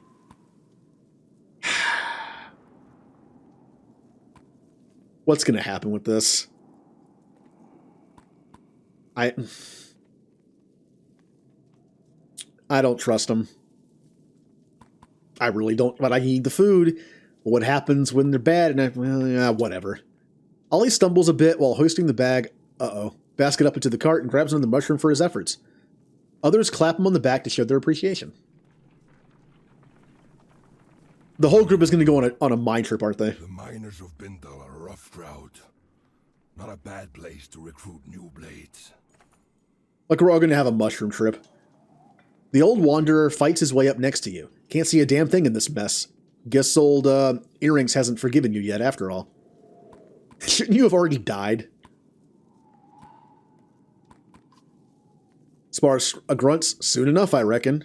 Of course, these old bones won't be forming any mountains, bramble more like. He squints into the distance. There's bound to be more people from Ormsdollar trying to find a new home in Bindle, Spar says. Crowded towns haven't always been good for us. Never been trouble we couldn't fight our way out of. Or trouble we couldn't find our way into, Spar says. Most of the ravens are hungry and lonely. Think that mixes well with a bunch of other people who are hungry and scared? He has a point, but there's little to be done about it. The idea of being around so many others in such a confined space makes you tense. You crave a long hunt and sleep in solitude.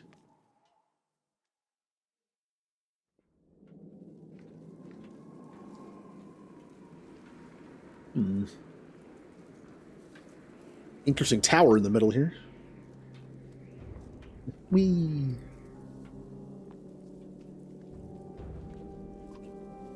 All these people are looking for food and a home. Well, they're not finding either here.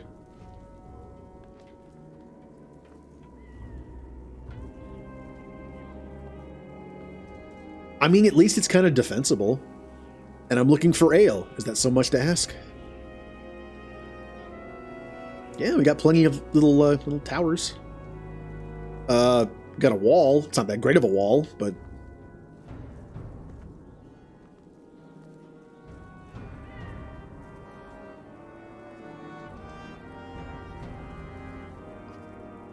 Bet that scout tower already sent word of us being here. I wonder what gave it away. How about the long line of people?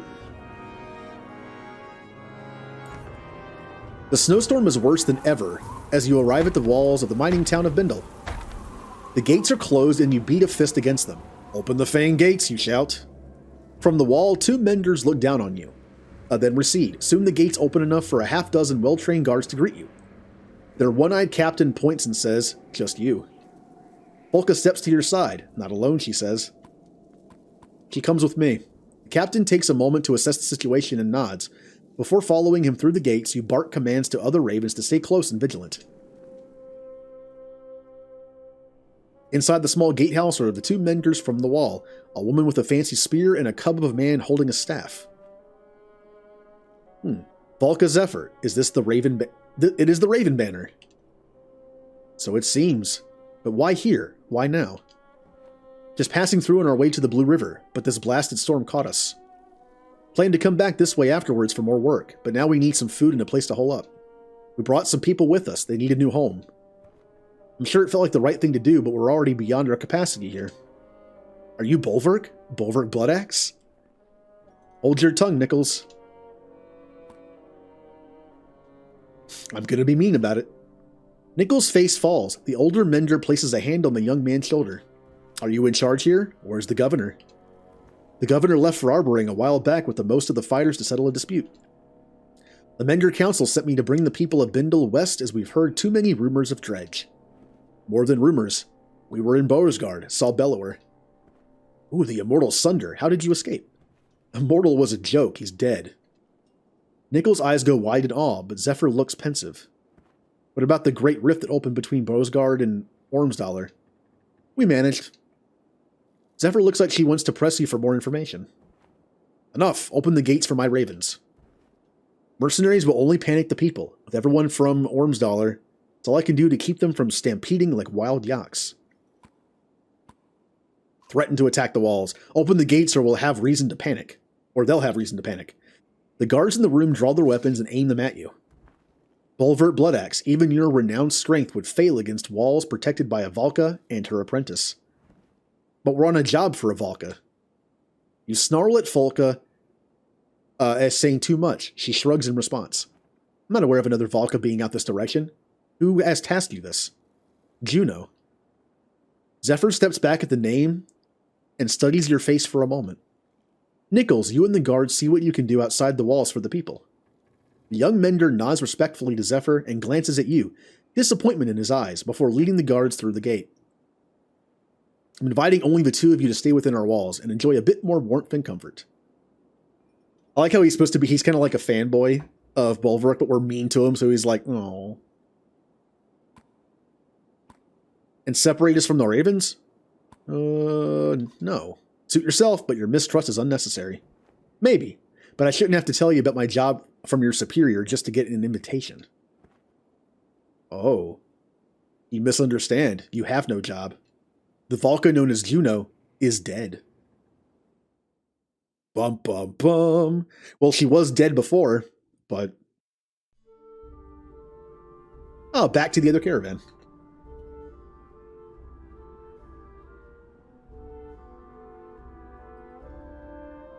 Rook. The once energetic Mender approaches, looking both worn and troubled. I'm not sure I thank you for the time to recover. I've never woven a spell like that strong before. Are you sure you're ready to move on? You look... I know, I caught my reflection earlier. It's a more mature look. The Mender grins, and a hint of his former youth shines through. Not everyone would have stopped for so long, especially with the ground rumbling.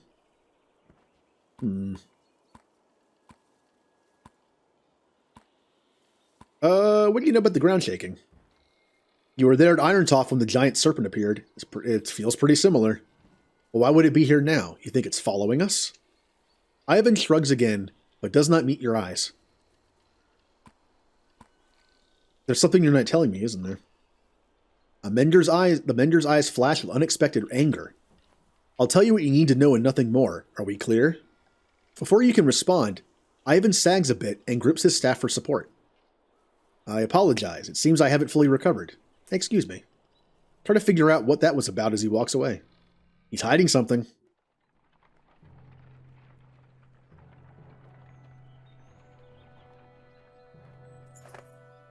A group of 24 humans, thin and dirty, step off the rough path to let the caravan pass. Please, a young girl says, anything to eat? Her mother, eyes averted, pulls the girl by the arm to silence her. Oh, I mean, that's what I've been doing. We'll ask, why are you at her? Homes were burned, a man says, coughing. Cowards didn't even show a banner. Now we're just trying to get somewhere safe to start over.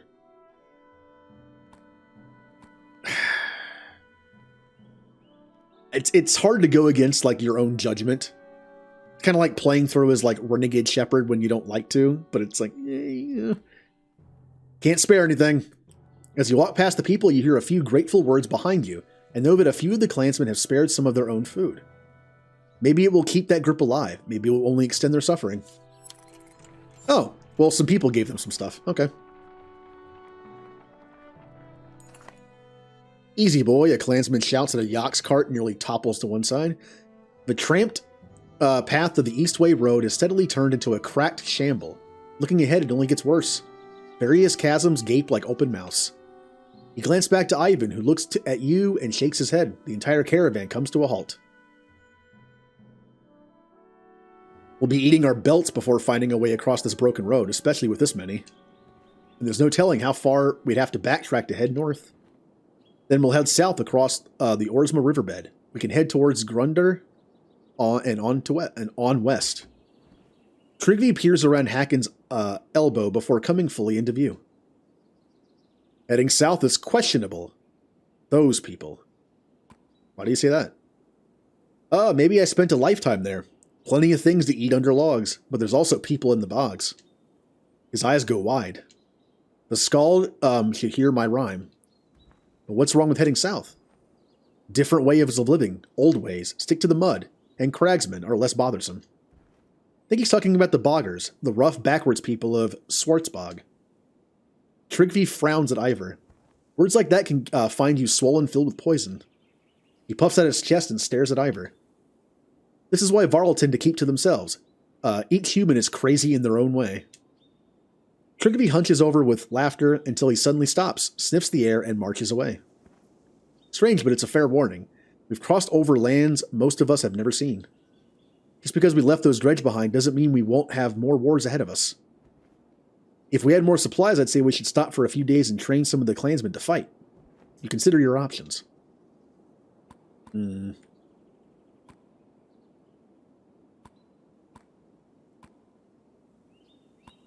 Let's just camp. We'll consider training clansmen later. Calls for camp spread down the line. Ludin! The prince is acting even more standoffish than usual. You and Ivor have caught him staring ahead and twisting the ring on his finger over and over. Yrsa quietly stands nearby. Glad to be heading home? Ludin turns to the two of you and offers a polite smile. Even after that chasm, would it surprise you if I said no? Doesn't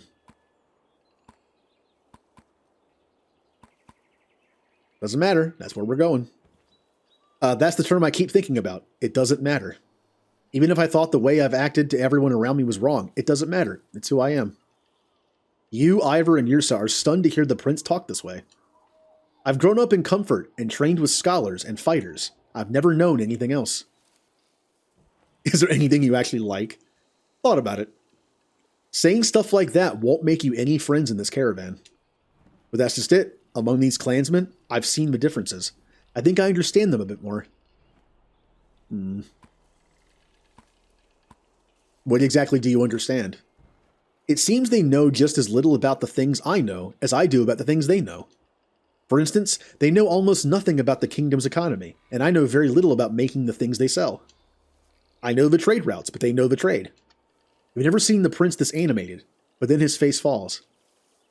I just don't think the king would appreciate my knowledge. Yrsa will agree. My father is not what you call open-minded.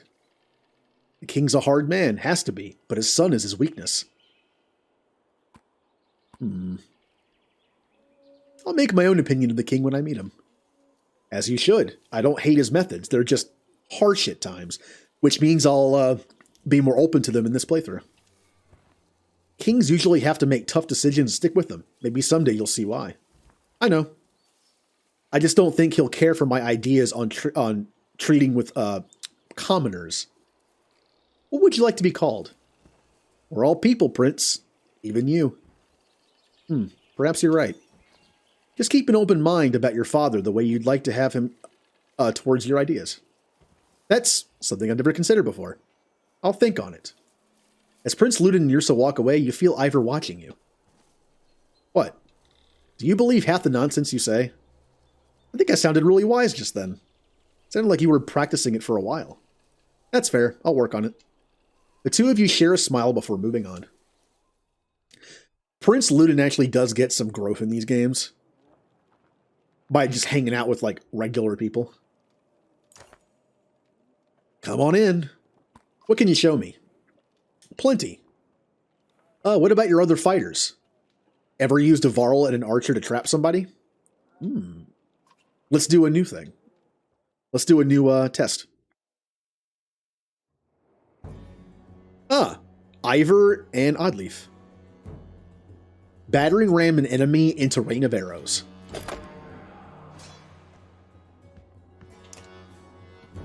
I can do that.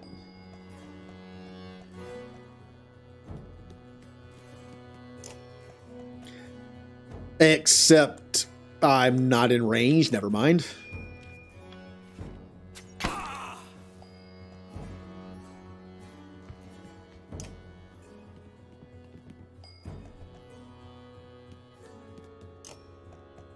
So we'll put it there. Don't you walk into that. And then battering ram.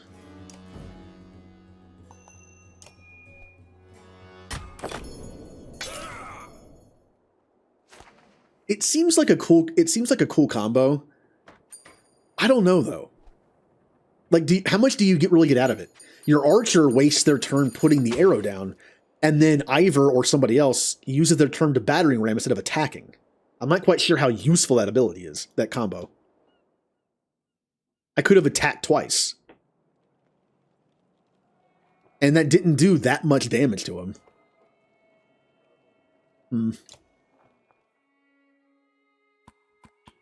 Let's fill out the party, shall we? Nid. I'm very tempted to use Ludin as part of the team as well, but again, pick your 6 and go with it. Mogir. And then... who's our 6? Our 6 left. So who's our 6th? Ivan makes sense. 2 archers. I'm not a fan of Alio. He's probably decent. I don't know. Yours is only level 3. Could use Gris or Gnolf. Or Ludin. Okay, so our choices are Gris, Gnolf, or Ludin. Gris, I think, is a little too similar to Mogir because he's a shield guy. Gnolf could work. Or Ludin. Well, actually, you know what? We already have 3 Varl in the party. I didn't even think about that. So Ludin it is. Ludin or Ivand. Either one. Mending, you know, I think Ivand would just be more useful to be able to mend armor. Honestly, Mogir combined with Ivand is going to be very defensive for us. That's Ivor. All right, anyone to level up?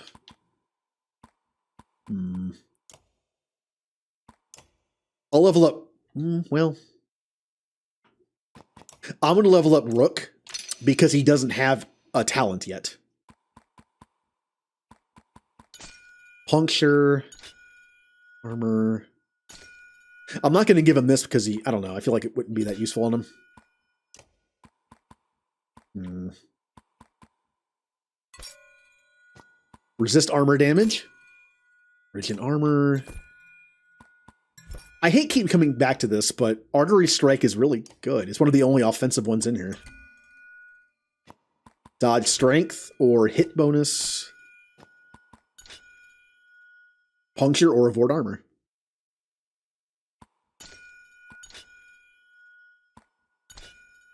I don't know. I don't know what to do. I could just give him more willpower. Could do that. So he could break more armor more easily. I just wish there was a thing for armor in here.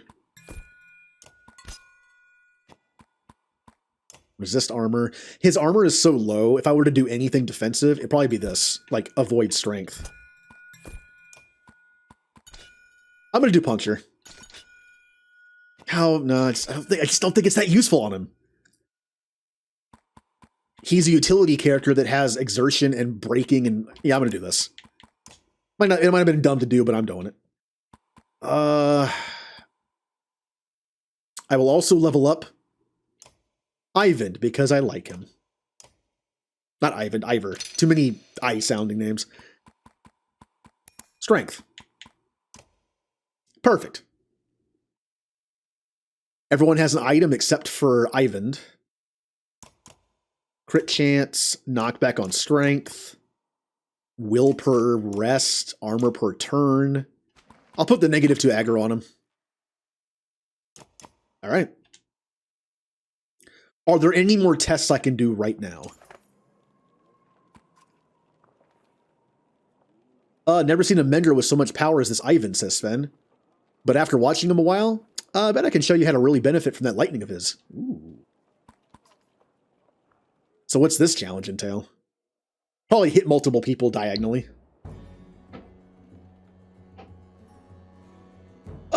Yep. So this is going to be a bit of luck. Just going to stand in their way here. I'm going to have to wait until they get into position. This is going to be a little annoying.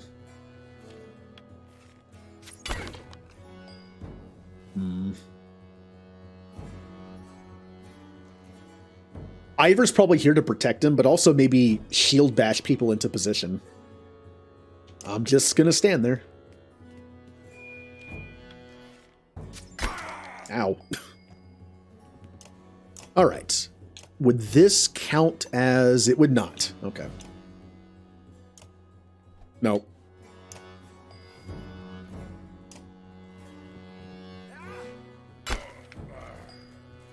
All right, so we got two diagonals here.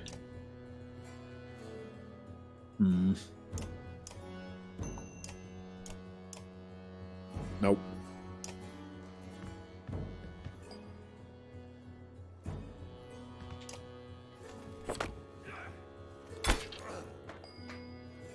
They're just not in position. What if I did this?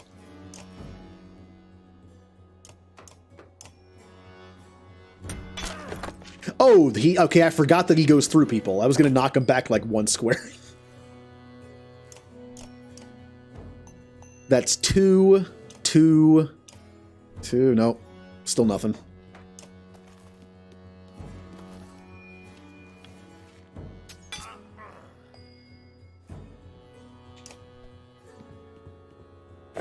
I better figure this out quickly, because Ivor's getting beat up. Aha! Oh, that's 4, isn't it? Do it.